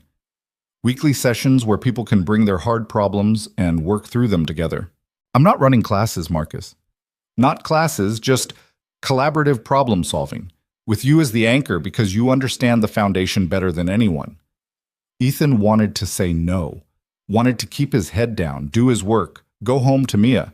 But he looked at the faces around Terminal 7, smart people, good people, trying to build something that mattered, and he couldn't quite make himself shut them down. "One night a week," he said finally. "Wednesdays, 11 p.m. to 2 a.m. You bring the problems, I'll help where I can, but this doesn't interfere with my regular work, and if Mia needs me, I'm gone." "Deal," Marcus said immediately. The others nodded, already pulling out phones to put it in their calendars. Ethan went back to his mopping, and the engineers went back to their projects. But something had changed in Building C. It felt less like a forgotten basement and more like a place where real work happened. At 6:30 a.m., Ethan was finishing his last round of diagnostics when his phone buzzed. A text from Mia's school. Reminder, parent-teacher conference Friday at 3 p.m. He'd completely forgotten about it. Ethan pulled up his calendar and realized Friday was also the day HR wanted to meet about the new position, and the day the Pentagon liaison was scheduled to visit campus for a facility review, and the day Marcus had asked him to consult on a security protocol that was giving the team problems. His carefully controlled schedule was falling apart. He sent a text to Vivian. "Can we reschedule the HR meeting? Mia's school conference is Friday." Her response came back in 30 seconds. "Move the meeting to you. What time works?" "After 5 p.m., done. I'll have HR come to your house if that's easier." Ethan stared at his phone. A CEO offering to send HR to his house for a meeting. Nothing made sense anymore. He drove home, picked up Mia for school, and spent the morning trying to sleep, but mostly just lying in bed thinking about surgical costs and contract negotiations, and the 8 people who'd shown up in Building C to learn from him. When his alarm went off at 2 p.m., he felt worse than when he'd laid down. But he got up anyway, because that's what you did when you had a daughter who needed you. He picked Mia up from school at 3, took her home, made her a snack, and helped her with her homework. Normal afternoon routine. Normal life. Except his phone kept buzzing with messages from people at Meridian. Questions about code. Requests for consultations. Invitations to meetings. Ethan ignored most of it and focused on Mia's math worksheet, helping her work through multiplication problems with the patience of someone who'd explained complex algorithms to government engineers. At 4:30, there was a knock on his door. He opened it to find Vivian Hart standing on his porch with a leather folder and an uncertain expression. "You said after 5, Ethan said. "I know, I'm early. Is that okay?" He hesitated, then stepped aside to let her in. Vivian walked into his small living room and looked around like she was seeing something from another planet. The worn furniture, the medical equipment, the crayon drawings taped to every available surface, the stack of hospital bills on the kitchen counter. Mia looked up from her homework at the kitchen table. "Who are you?" she asked, with the bluntness of 8-year-olds. "I'm Vivian. I work with your dad." "Are you his boss?" "Sort of." Mia looked at Ethan. "She doesn't look like a janitor." Vivian's eyebrows went up, and Ethan fought the urge to laugh. "Ms. Hart runs the whole company, baby. She just wants to talk to me about work stuff. Can you finish your homework in your room for a bit?" Mia gathered her papers and headed down the hallway, but not before giving Vivian one more suspicious look. When she was gone, Vivian sat on the couch and opened her folder. "She's beautiful," she said quietly. "Yeah. How's she doing, health-wise?" "We're managing." Vivian nodded and pulled out a stack of papers. "I brought the transition plan for you to review, but before we get into that, I need to say something." Ethan sat in the chair across from her and waited. "I've been thinking about what you said, about who's winning, and I realized you were right. I've spent 10 years building a company, and I don't have a single relationship that isn't transactional. No family, no real friends, just people who want something from me or people I pay to do things." She looked down at the papers in her lap. "And then I met you and I saw what it looks like when someone actually knows what they're living for. And it made me realize I don't have that." "Vivian, I'm not asking for advice or sympathy. I'm just explaining why I've been pushing so hard to fix things with you. It's not guilt and it's not charity. It's me trying to figure out if there's a way to build a company that doesn't require people to sacrifice everything that matters." Ethan looked at this woman who controlled a billion-dollar empire, sitting in his living room looking lost. "You can't fix me," he said, "or use me as some kind of proof that you're doing things right." "I know. And you can't build your redemption arc on my back." "I know that too." Vivian met his eyes. "But I can try to build something better, and I can ask you to help me do it, not because you owe me anything, but because you're the only person I know who actually understands what better means." Ethan wanted to say no, wanted to keep his distance, take the money, help Mia, and stay invisible. But he looked at the papers in Vivian's hands and thought about all those engineers in Building C, trying to learn, trying to build something that mattered. "Show me the plan," he said. They spent 2 hours going through it, a new role that didn't exist in any org chart, built specifically around Ethan's constraints and capabilities. Legacy system architect with flexible hours, remote work options, and the authority to shut down any project that threatened the foundational stability. It was everything he had told her he didn't want, and it was also exactly what Meridian needed. "I'll try it for 6 months," Ethan said finally. "But if it interferes with Mia, I walk. No negotiation, no guilt, just done." Agreed.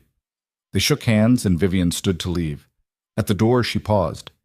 "Ethan, thank you for giving this a chance and for teaching me that success doesn't have to look the way I thought it did."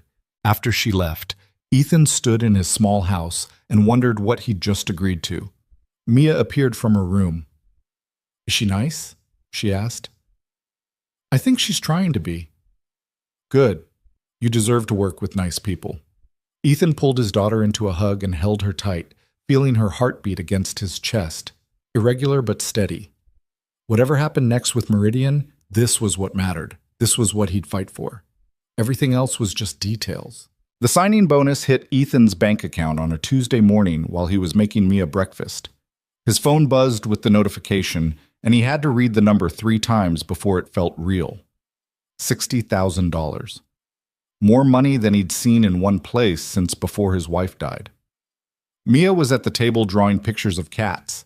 She'd been on a cat phase for 2 weeks now, and didn't notice when Ethan had to sit down because his legs went weak. "Daddy, you okay?" "Yeah, baby. Just tired." But he wasn't tired. He was terrified, because now the surgery was possible, really possible. Not some distant thing he was scrambling to figure out, but an actual event that would happen, that he could schedule, that would either fix Mia's heart or destroy what little time they had left together. Dr. Reeves had given him the names of 3 surgeons, one in Boston, one in Philadelphia, one in Los Angeles. All of them booked months in advance, all of them expensive even with insurance, all of them with success rates that were good but not guaranteed. Nothing was ever guaranteed. Ethan called the Boston hospital first from his car after dropping Mia at school. The scheduler was efficient and impersonal, the voice of someone who dealt with desperate parents every day. Dr. Morrison's next available consultation is in 6 weeks. Surgery scheduling would be after that, probably another 8 to 12 weeks depending on the case complexity. "My daughter doesn't have that long. Her cardiologist says 6 months, maybe less." "I understand, Mr. Cole. Let me check the urgent cases list." Keyboard sounds. "I can get you a consultation in 3 weeks if you're willing to come in on short notice. After that, if Dr. Morrison accepts the case, we might be able to expedite to within a month." 4 weeks total. Maybe 5. "I'll take it." He scheduled the consultation and sat in the school parking lot for 20 minutes, trying to breathe normally.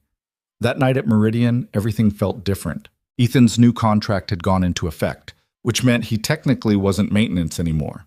But he'd insisted on keeping the same hours, the same routine, the same access to Building C. The only real change was his pay grade and the desk that had appeared in the corner of the Terminal 7 room.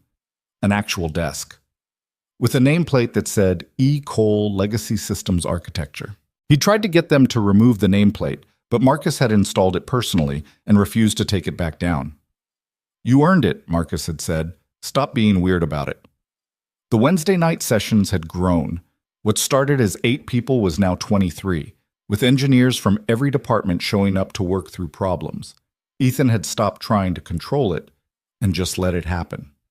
Tonight, Angela Martinez brought a crisis.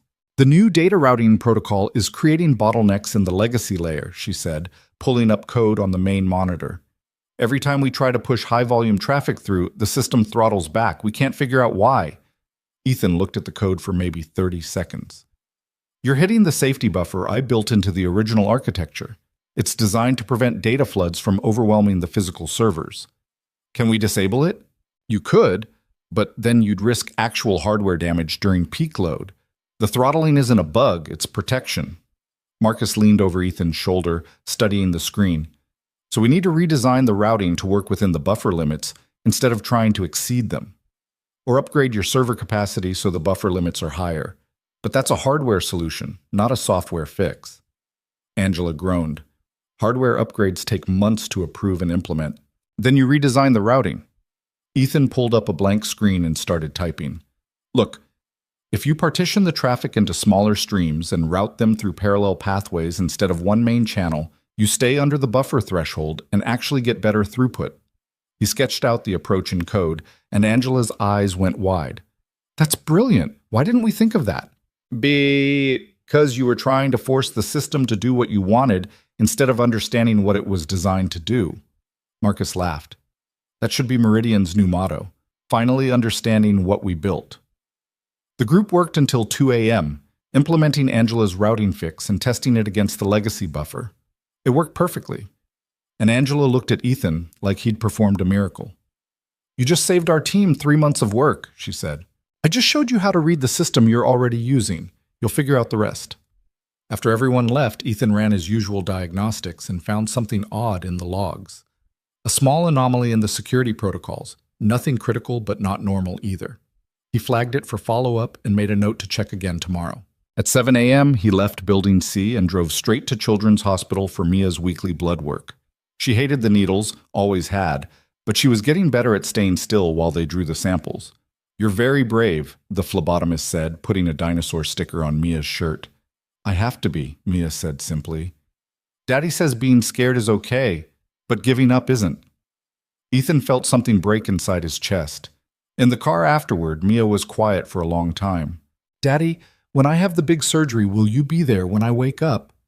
"I'll be there the whole time, baby, from when you fall asleep to when you wake up and every second in between. Promise?" "Promise." She nodded and went back to looking out the window, trusting him completely because she didn't know yet that some promises were impossible to keep. That afternoon, Vivian called while Ethan was helping Mia with her homework. "I need you to come in during the day tomorrow. Pentagon review at 10 a.m. and they want to meet the person who stabilized the system." "I told you I don't do daytime meetings." "I know, but this is important. They're deciding whether to renew our defense contracts, and they specifically asked about the foundational architecture. You're the only one who can speak to it credibly." Ethan rubbed his eyes. "How long?" 2 hours, maybe 3. "Mia has school until 3. I need to be there for pickup." "I'll have a car waiting to get you there on time." "Please, Ethan. I wouldn't ask if it wasn't critical."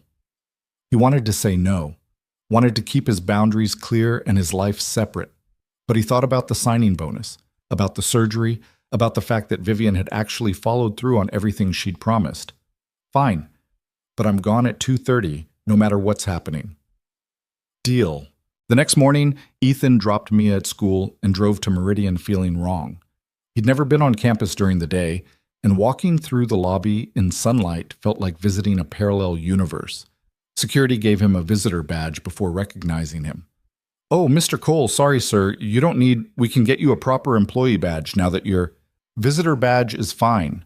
He took the elevator to the executive floor, where Vivian met him outside the conference room. "Thank you for coming. I know this isn't your preference. Let's just get it done." The conference room was full of people in military uniforms and government suits, all looking at Ethan like they were trying to figure out if he was the janitor or someone important. Vivian made the introductions. "This is Ethan Cole, our legacy systems architect. He designed the foundational AI framework that all our defense applications run on." Colonel Patricia Warren, the lead Pentagon liaison, looked Ethan up and down. He was wearing jeans and his usual zip-up hoodie because he'd been up all night and hadn't thought to dress differently. "Mr. Cole, we've been reviewing the incident from 2 weeks ago, the system lockdown. It wasn't an incident. It was a designed safety response to prevent catastrophic failure.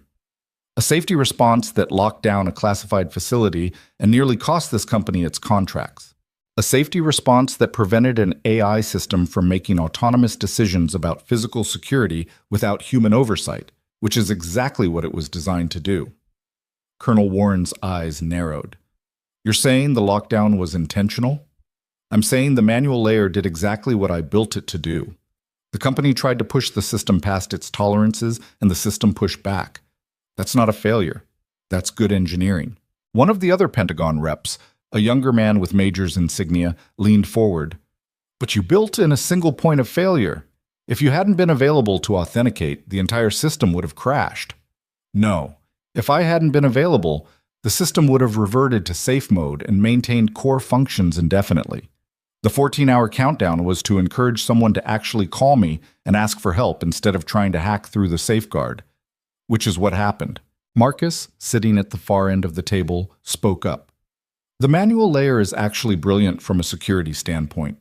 It requires human judgment at critical decision points, which prevents both AI autonomy failures and external hack attempts. You can't compromise what you can't access without the right person." Colonel Warren looked at Vivian. "And this person was working as a maintenance employee when the crisis occurred?" "An oversight on our part that we've corrected," Vivian said smoothly. "Mr. Cole's expertise was underutilized due to gaps in our personnel evaluation process. We've since restructured to ensure that doesn't happen again." "Underutilized," the colonel repeated. "That's an interesting way to describe having your lead architect mopping floors." Ethan felt his jaw tighten. "I chose that position because it gave me the schedule flexibility I needed for my daughter's medical care. Nobody forced me into it. And now? Now I have the same schedule flexibility with a role that actually uses my skills. Best of both worlds." The colonel studied him for a long moment. Walk me through the manual layer architecture. I want to understand how it works. Ethan spent the next 90 minutes explaining the system he'd built, fielding technical questions, demonstrating protocols on the conference room monitors. The Pentagon reps were sharp, asking questions that showed they actually understood the technology. Colonel Warren seemed particularly interested in the fail-safes. So theoretically, this architecture could be adapted for other high-security systems, military installations, communications networks, critical infrastructure. Theoretically, yes, but it would need to be customized for each application. The manual layer isn't one size fits all. Would you be willing to consult on those adaptations? Ethan glanced at Vivian, who looked like she was trying not to smile. Depends on the timeline and the requirements. I have constraints that aren't negotiable. Your daughter. Yes. Colonel Warren nodded. I have 3 kids myself. I understand constraints. She closed her folder. Miss Hart, based on what we've seen today, I'm recommending contract renewal with an expansion clause. We'd like Meridian to develop manual layer adaptations for 3 classified projects, with Mr. Cole as the lead consulting architect. Vivian's face remained professionally neutral, but Ethan could see the relief in her eyes. We'd be honored, Colonel. After the Pentagon reps left, Vivian grabbed Ethan's arm before he could escape. That was incredible. You just secured our biggest contract expansion in 5 years. I just explained how the system works. You made them trust us again. That's worth more than any technical demonstration. She paused. The consulting role they mentioned, we can structure it however you need. Remote work, flexible hours, everything. I told you I'd think about it. I know. I'm just saying the door is open. Ethan checked his watch. 2:50. I need to go get Mia. The car's waiting downstairs. True to her word, there was a town car with a driver ready to take him to Mia's school. Ethan felt ridiculous climbing into the back of a luxury sedan in his hoodie and work boots, but he made it to the school with 10 minutes to spare. Mia came out with her teacher, Mrs. Patterson, who wanted to talk. Mr. Cole, I'm glad I caught you. I wanted to let you know that Mia's been struggling a bit in class lately. She seems more tired than usual, has trouble focusing. Her heart condition is progressing. We're scheduling surgery soon. Mrs. Patterson's face softened. Is there anything we can do to help? Modified assignments? Extra support? Just patience. She's doing the best she can. She's a wonderful child. So kind to the other students, always trying even when she doesn't feel well. Mrs. Patterson hesitated. If there's anything you need, help with transportation, meal deliveries during recovery, anything, the school community wants to support you. Ethan felt his throat tighten. Thank you. We're managing, but I'll let you know. In the car, Mia leaned against him and fell asleep within 5 minutes. She was exhausted from a normal school day, and it scared him. That night, he called Dr. Morrison's office in Boston and moved the consultation up by a week, claiming an emergency. They gave him an appointment for the following Tuesday. He didn't tell Mia yet. Didn't want to worry her until he knew more. At work that Wednesday, the anomaly in the security logs had grown. Still not critical, but persistent. Ethan spent 3 hours tracing it and found something that made his blood run cold. Someone was probing the manual layer. Not obviously, not with brute force attacks or obvious hacking attempts. Just gentle, persistent queries from an internal IP address, testing the boundaries of the authentication protocols. Ethan pulled up the access records and found the source. A workstation in Building D, registered to someone named David Pearson in the data analysis department. He'd never heard of David Pearson. Ethan called Marcus immediately. Do we have a David Pearson in data analysis? Yeah, junior analyst. Been here about 8 months. Wepo. Because he's been poking at the manual layer for the last week, and I want to know why. Marcus's voice went tight. That's not part of any authorized project. I know, which is why I'm asking you to look into it before I escalate. Give me an hour. 45 minutes later, Marcus appeared in Building C with a laptop and a grim expression. Pearson's workstation has been running unauthorized queries against the core system, not just the manual layer. He's been mapping the entire architecture. For what purpose? That's the question. I pulled his hire records. His background check was clean, references were solid, but something feels off. Ethan looked at the query logs on his screen. These aren't the questions of someone trying to understand the system. These are reconnaissance patterns. He's looking for vulnerabilities. Corporate espionage? Maybe. Or something worse. Ethan saved the logs and locked down the manual layer with additional authentication requirements. We need to tell Vivian. They found her in her office at midnight, still working. When Marcus explained what they'd found, her face went pale. How much access did he have? Limited, Ethan said. He never got past the outer authentication layers, but he was systematic about it. Whoever he is, he knows what he's doing. Vivian picked up her phone. I'm calling security. We need to lock down his access immediately and bring him in for questioning. Do it quietly, Ethan said. If he's working with someone, we don't want to spook them. Security detained David Pearson at his home at 2 a.m. By 4 a.m., he'd admitted to being paid by a competitor to map Meridian's core architecture. By 6 a.m., the FBI was involved. Ethan gave his statement to federal agents while the sun came up, explained the manual layer architecture, described the probe patterns. The agents were thorough and professional, and they told him the investigation would take weeks. We'll need you to testify if this goes to trial, one agent said. I have a daughter with a serious medical condition. I can't commit to long-term availability. We'll work around your schedule, Mr. Cole, but your testimony will be critical. You're the only one who can speak authoritatively about what was targeted and why it matters. Ethan left Meridian at 7:30, exhausted and wired, and went to pick up Mia. She took one look at him and frowned. Daddy, you look terrible. Bad night at work, baby. Did you fix it? Yeah, we fixed it. But he couldn't shake the feeling that something bigger was happening, that the probe of the manual layer was just the beginning of something he didn't fully understand yet. That weekend, Ethan and Mia drove to Boston for the consultation with Dr. Morrison. The hospital was huge and intimidating, all white walls and hushed voices and the smell of antiseptic. Mia held his hand so tight her knuckles went white. Dr. Morrison was a woman in her 60s with steady hands and kind eyes. She examined Mia thoroughly, reviewed all her medical records, and asked questions that showed she actually understood the complexity of the case. Then she sat down across from Ethan and Mia and folded her hands on her desk. Mia's condition is serious but operable. The surgery will be complex, probably 8 to 10 hours, and the recovery will be difficult. But if everything goes well, she should have significantly improved heart function. If everything goes well, Ethan repeated. There are always risks. I won't lie to you about that. But I've done this procedure 47 times, and my success rate is 89%. 89%. 11% chance his daughter died on the operating table. When can you schedule it? Ethan heard himself ask. I have an opening in 4 weeks. Given her deteriorating condition, I'd recommend we take it. 4 weeks. 28 days. Less than a month to prepare for the possibility of losing the only person in the world who mattered. We'll take it, Ethan said. Dr. Morrison nodded and started explaining the pre-op requirements, the recovery timeline, the follow-up care. Ethan tried to focus, tried to remember everything she was saying, but all he could think about was 11%.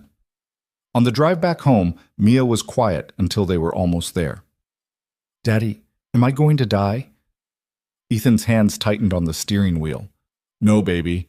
Dr. Morrison is going to fix your heart. But you're scared. I can tell. I'm scared because I love you. But Dr. Morrison is the best, and she's going to take good care of you. Will it hurt? You'll be asleep. You won't feel anything. What about after? After will be hard, but we'll get through it together. Mia nodded and went back to looking out the window, trusting him to make this okay even though he had no idea if he could. That night at work, Ethan couldn't focus. The diagnostics blurred on his screen, the code didn't make sense, and he kept thinking about surgery and percentages and the feel of Mia's hand in his. Marcus found him sitting at Terminal 7, staring at nothing. You okay, man? Mia's surgery is scheduled 4 weeks from today. Marcus sat down. That's good news, right? That they can do it so soon? It's terrifying news, but yeah, it's good. What can we do? The team, I mean. How can we help? You can't. This is something I have to do alone. Bullshit. You've been doing everything alone for 6 years. Let people help. Ethan looked at him. Why do you care? A month ago, you didn't even know I existed. A month ago, I was an arrogant idiot who thought job titles meant something. You changed that. You showed me what actually matters. Marcus leaned forward. Let us help. However you need. Coverage for your shifts, meal deliveries, hospital visits, whatever. You've been carrying this by yourself for too long. Ethan wanted to argue. Wanted to say he didn't need help, didn't want charity, could handle it himself. But he was so tired. Okay, he said quietly. Okay, Marcus smiled. Good. I'll talk to the team.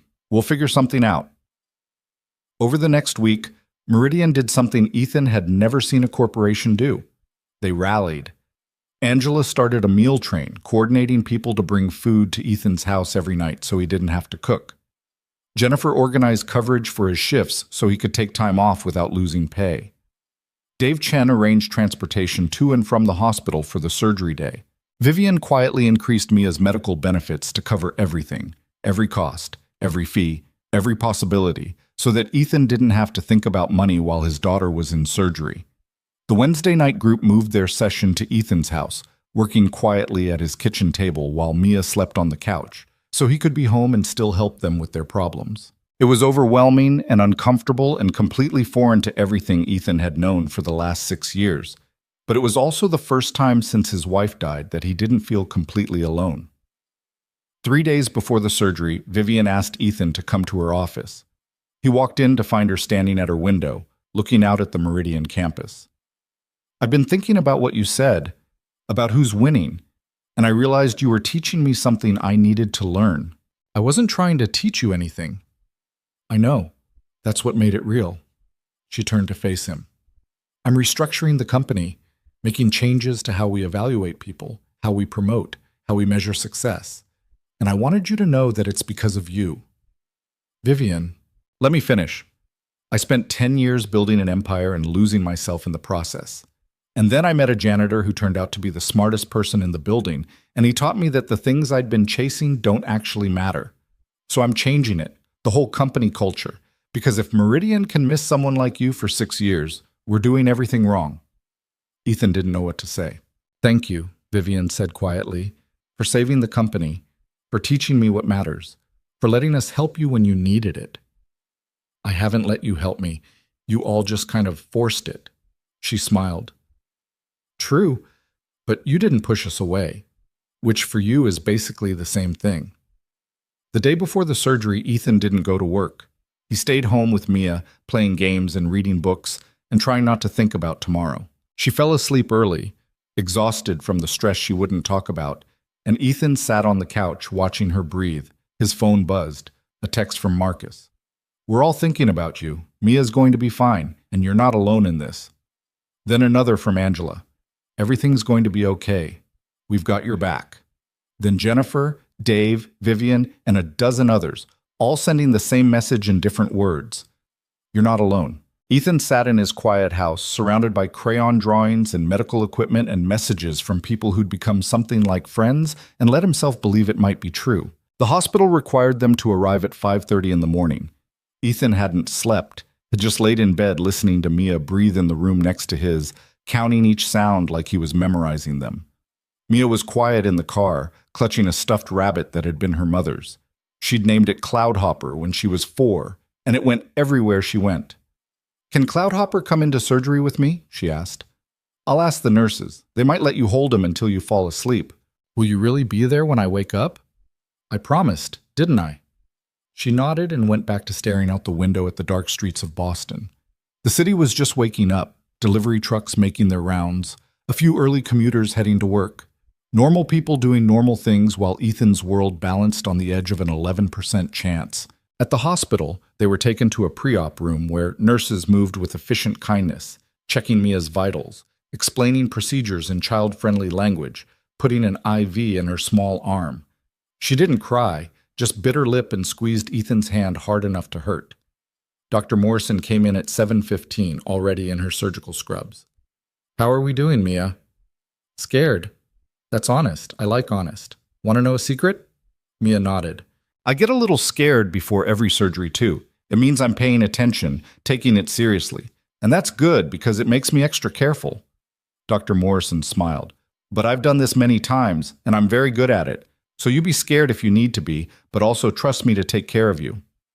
Okay? Your dad's going to walk with you as far as he can, and when you wake up, he'll be right there waiting. Deal? Deal? They let Ethan walk beside the gurney all the way to the operating room doors. Mia held his hand and Cloudhopper in a death grip, her eyes wide and frightened. At the doors, Ethan leaned down and kissed her forehead. I love you more than anything in the world, baby. You're the bravest person I know. I love you too, Daddy. Then the anesthesiologist was putting the mask over her face, telling her to count backward from 10, and Mia's eyes were getting heavy. 10, 9, 8. She was asleep by 6. They wheeled her through the doors, and Ethan stood there watching until they disappeared around a corner. Then he walked to the surgical waiting room and sat down to wait. The room was full of other people doing the same thing. Worried families, nervous spouses, parents with that same hollowed-out look Ethan saw in the mirror. A community of people who understood that sometimes all you could do was wait and hope. His phone buzzed. Marcus. She's going to be fine, sending strength. Then Vivian. Thinking of you both. Call if you need anything. Then Angela, Jennifer, Dave, and 24 others from Meridian, all checking in, all offering support. Ethan put his phone away and sat in the hard plastic chair, staring at the clock on the wall. 7:45 a.m. Dr. Morrison had said 8 to 10 hours. That meant somewhere between 3:45 and 5:45 this afternoon, he'd know if his daughter was going to live. The waiting was worse than anything he'd ever experienced. Worse than the night his wife died. Worse than the day Mia was diagnosed. Worse than watching the Meridian system count down toward collapse. Because this time, he had no control. Couldn't fix it with code or skill or late nights at a terminal. All he could do was sit and wait and trust a surgeon he'd met twice. At 9:30, a nurse came out to update him. Dr. Morrison wanted me to let you know that everything's proceeding as expected. Mia's stable, and they're about a third of the way through. A third? It's been almost 2 hours. This is a complex surgery, Mr. Cole. We want to be thorough. After she left, Ethan stood up and walked to the windows. The view looked out over Boston, the city going about its business, while his daughter's chest was open on an operating table. He thought about the last 6 years, the choices he'd made, the things he'd given up, the person he'd become. A ghost in his own life, invisible and isolated, choosing survival over everything else. But also choosing Mia, always choosing Mia. And now he was learning that maybe you didn't have to choose. Maybe you could have people who cared and still protect what mattered. Maybe letting others in wasn't weakness, but a different kind of strength. His phone rang. Unknown number. This is Ethan. Mr. Cole, this is Agent Sarah Chen from the FBI. We met during the corporate espionage investigation. I remember. Is there a problem? No, actually the opposite. David Pearson just took a plea deal and gave us information on a larger network trying to steal classified defense technology. Your quick identification of the breach prevented what could have been a serious national security incident. We wanted to thank you personally. Ethan closed his eyes. I was just protecting a system I built. You were protecting a lot more than that. The protocols you designed prevented access to information that could have compromised military installations across the country. We're recommending you for a civilian commendation. I don't want a commendation. I just want my daughter to survive her surgery. Agent Chen was quiet for a moment. I didn't know. I'm sorry. We'll follow up another time. After she hung up, Ethan went back to his chair and put his head in his hands. At noon, a volunteer came around with sandwiches. Ethan took one but couldn't eat it. At 1:15, another update. Still proceeding well. More than halfway done. At 2:30, Vivian appeared in the waiting room. Ethan looked up in surprise. What are you doing here? Moral support. And I brought actual food because hospital sandwiches are terrible. She held up a bag from a deli. Turkey and Swiss, your favorite according to Marcus. Marcus told you my sandwich preference? Marcus has apparently been documenting everything about you like you're a research subject.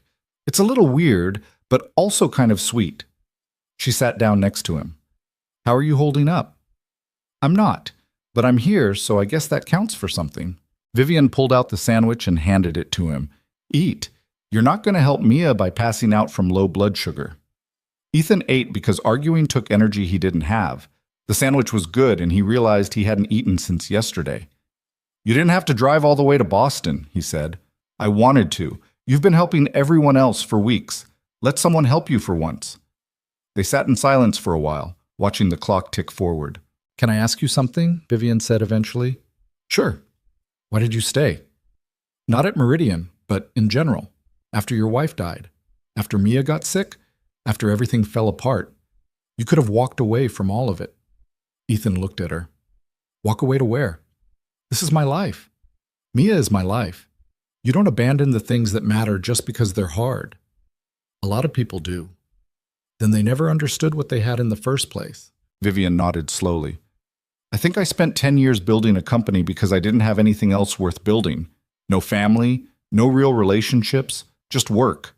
And I told myself that was enough, that success meant something. She paused. But watching you, seeing what you'd sacrificed for Mia, what you gave up and what you refused to give up, it made me realize I've been measuring everything wrong. You're doing fine, Vivian. The company's successful. You've got people who respect you. Respect isn't the same as connection. Success isn't the same as purpose. She looked at him. You taught me that, and I'm trying to figure out what to do with that knowledge. Before Ethan could respond, a nurse appeared in the doorway. Mr. Cole, Dr. Morrison would like to speak with you. Ethan's heart stopped. It was only 3:40, too early. Something was wrong. He stood up and Vivian grabbed his hand. Want me to come with you? Yeah, please. They followed the nurse to a small consultation room. Dr. Morrison was there, still in her surgical scrubs, pulling off her gloves. Ethan couldn't read her face. Is she? Mia's fine. The surgery went better than expected. We were able to repair the defect completely, and her heart is responding beautifully to the corrections. Ethan sat down because his legs gave out. She's okay? She's in recovery now. Still under anesthesia, but all her vitals are strong. She'll probably wake up in the next hour or so, and you can see her then. But you said 8 to 10 hours. It's only been... We finished early because there were no complications. Everything went smoothly. Dr. Morrison smiled. Your daughter is going to be fine, Mr. Cole. She's got a long recovery ahead, but the surgery was a complete success. Ethan put his face in his hands and felt something crack open in his chest. All the fear, all the waiting, all the careful control he'd maintained for 6 years just broke apart. Vivian put her hand on his shoulder and didn't say anything. Dr. Morrison gave them a few minutes, then explained the recovery process. 2 weeks in the hospital, 6 to 8 weeks of restricted activity at home, regular follow-ups for the next year. But if everything continued as expected, Mia would be able to do things she'd never been able to do before. Run without getting winded, play sports, live a normal life. Can I see her? Ethan asked. As soon as she's awake, the nurses will come get you. After Dr. Morrison left, Ethan and Vivian sat in the consultation room. She's going to be okay, Vivian said quietly. Yeah. Ethan wiped his eyes. She's going to be okay. His phone had been buzzing for the last few minutes. He pulled it out and saw dozens of messages from the Meridian team, all asking for updates. He sent a group text. Surgery successful. Mia's fine. Thank you all for everything. The responses came back immediately. Celebration emojis, congratulations, relief expressed in all caps and exclamation points. 20 minutes later, a nurse came to get him. She's asking for you. Ethan followed her to the pediatric recovery unit, where Mia was in a bed surrounded by monitors and machines, but her eyes were open and focused. Daddy? I'm here, baby. Right here. He took her hand, careful of the IVs and wires, and held it gently. Did they fix my heart?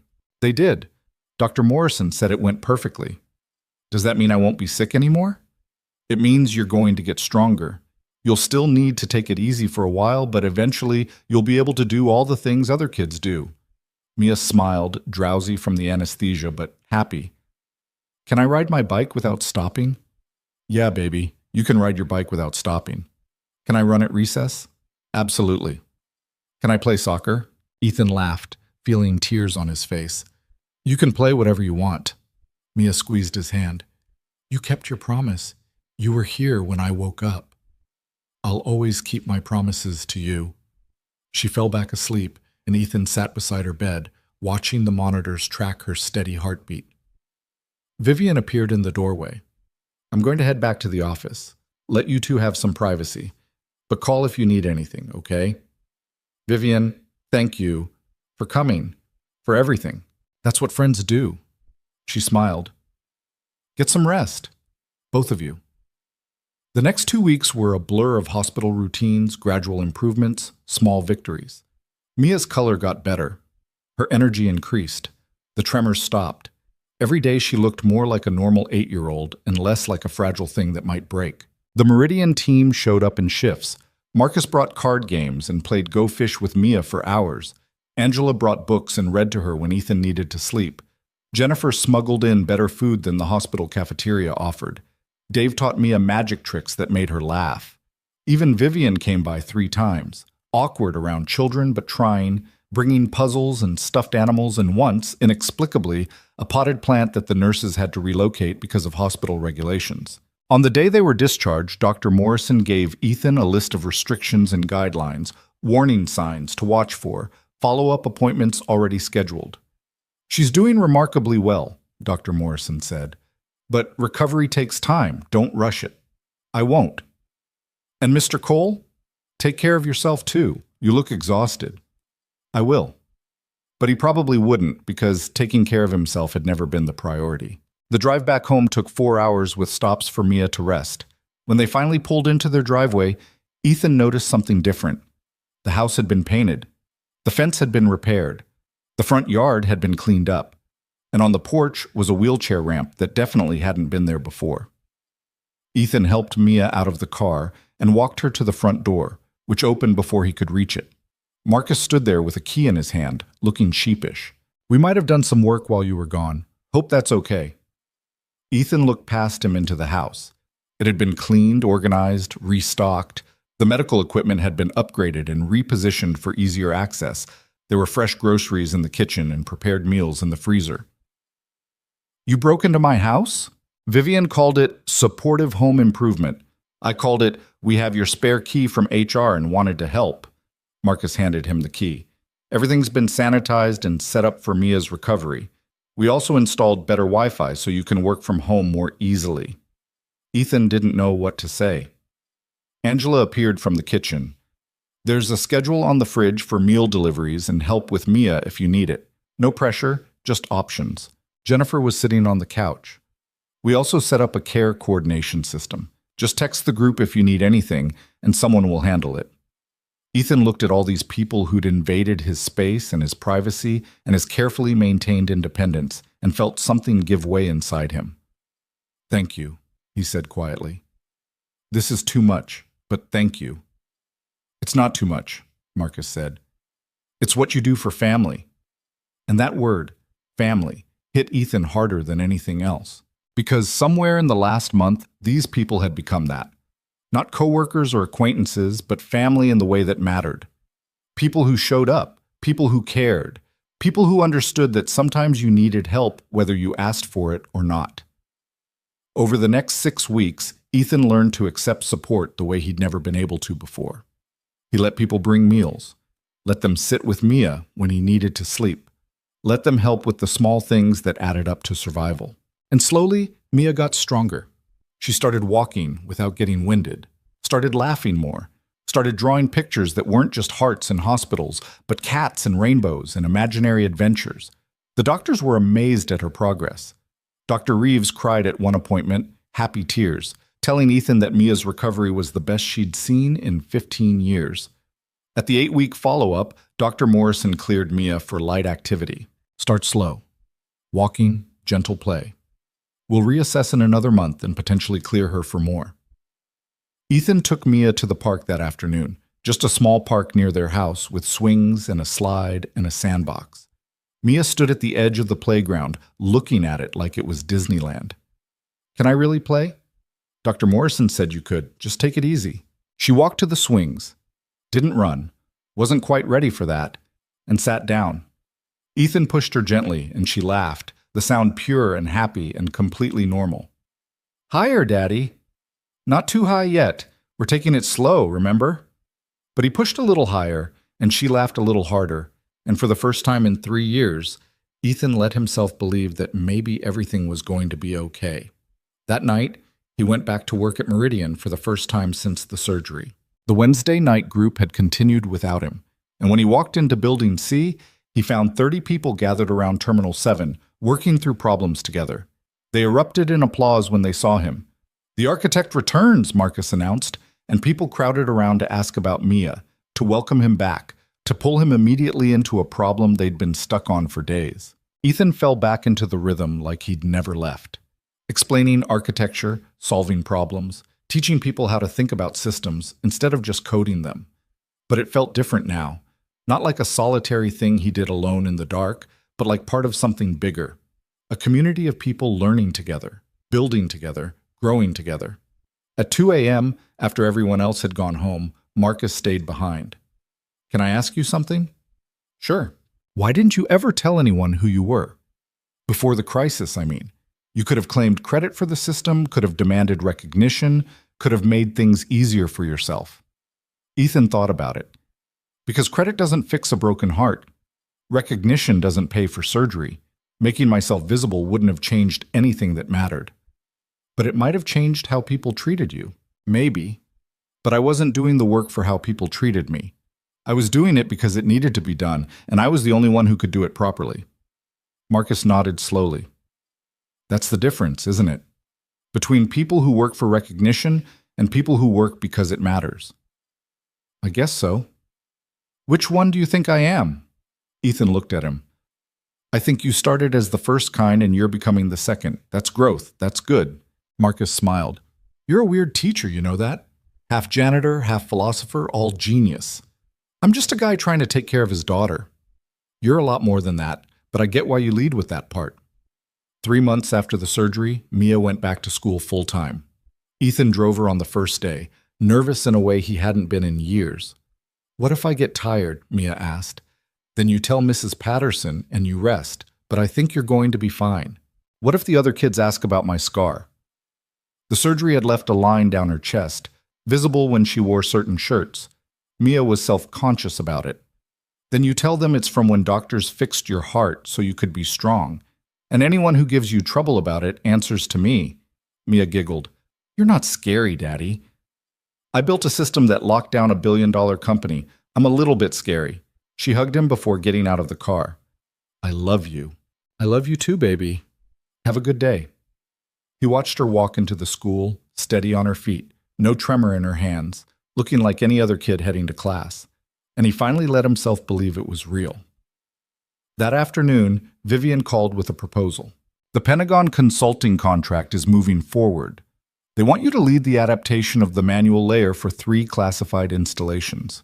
It's a 2-year project, fully remote, your own hours, and the compensation is significant. How significant? Enough that you'd never have to worry about money again.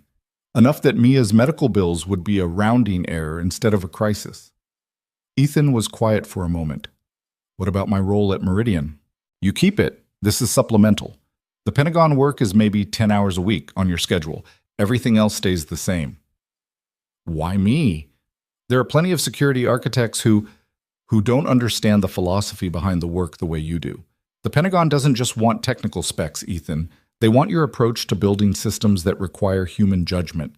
They want what you created. He thought about it. Thought about Mia, about stability, about the future he could give her if he said yes. I'll do it. But I need it in writing that if Mia needs me, everything else stops. No negotiation, no exceptions. Already in the contract, I learned from last time. The Pentagon work started a month later, and it was exactly what Vivian promised. Interesting problems, flexible hours, good pay, no pressure to be someone he wasn't. Ethan settled into a new normal. Days with Mia, nights at Meridian teaching and maintaining systems, occasional consulting calls with military engineers who treated him with respect that felt unearned but genuine. The Wednesday night sessions grew into something official. Meridian formalized them as Architectural Workshop, with Ethan as the lead instructor. They offered it to employees across all departments, and the waiting list was 3 months long. Vivian restructured the entire company around the principles she'd learned from watching Ethan. Flexible scheduling became standard. Skills assessment replaced title-based evaluation. The culture shifted from ruthless ambition to collaborative growth. It wasn't perfect. Companies never were. But it was better. 6 months after Mia's surgery, Dr. Morrison cleared her for full activity. Her heart function is excellent. She's exceeded every recovery benchmark. Whatever you're doing, keep doing it. That weekend, Ethan took Mia to a bike shop and bought her a new bicycle, bright blue with a bell and a basket and streamers on the handlebars. They went to the park, and Ethan held the bike while Mia climbed on. "You ready?" "Yeah, but don't let go yet." "I won't let go until you tell me to." He ran beside her, one hand on the seat, watching her pedal and steer and find her balance. "Okay," she said after a few minutes. "You can let go now." Ethan let go. Mia kept pedaling, wobbly at first but gaining confidence, and then she was riding on her own, circling the path, laughing with pure joy. Ethan stood there watching his daughter ride her bike without stopping, without getting tired, without her heart giving out, and felt everything he'd sacrificed and struggled for become worth it. She rode for 20 minutes before getting tired, and when she finally stopped, she was breathing hard but smiling. "Did you see me, Daddy? I did it." "I saw. You were amazing. Can we do it again tomorrow?" "We can do it every day if you want." That night, after Mia was asleep, Ethan sat at his kitchen table with his laptop open. He was working on a proposal for the Pentagon, sketching out a new approach to authentication protocols, but his mind kept drifting. He thought about the last year, the crisis, the firing, the surgery, the slow rebuilding of a life he'd thought was permanently broken. He thought about Vivian, who'd learned that power meant nothing without purpose. He thought about Marcus and the team, who'd learned that the best work often came from the quietest places. He thought about Mia, who'd survived and thrived and become the strong, happy kid he'd always hoped she could be. And he thought about himself. The choices he'd made, the things he'd given up, the way he'd measured success not by what he achieved, but by what he protected.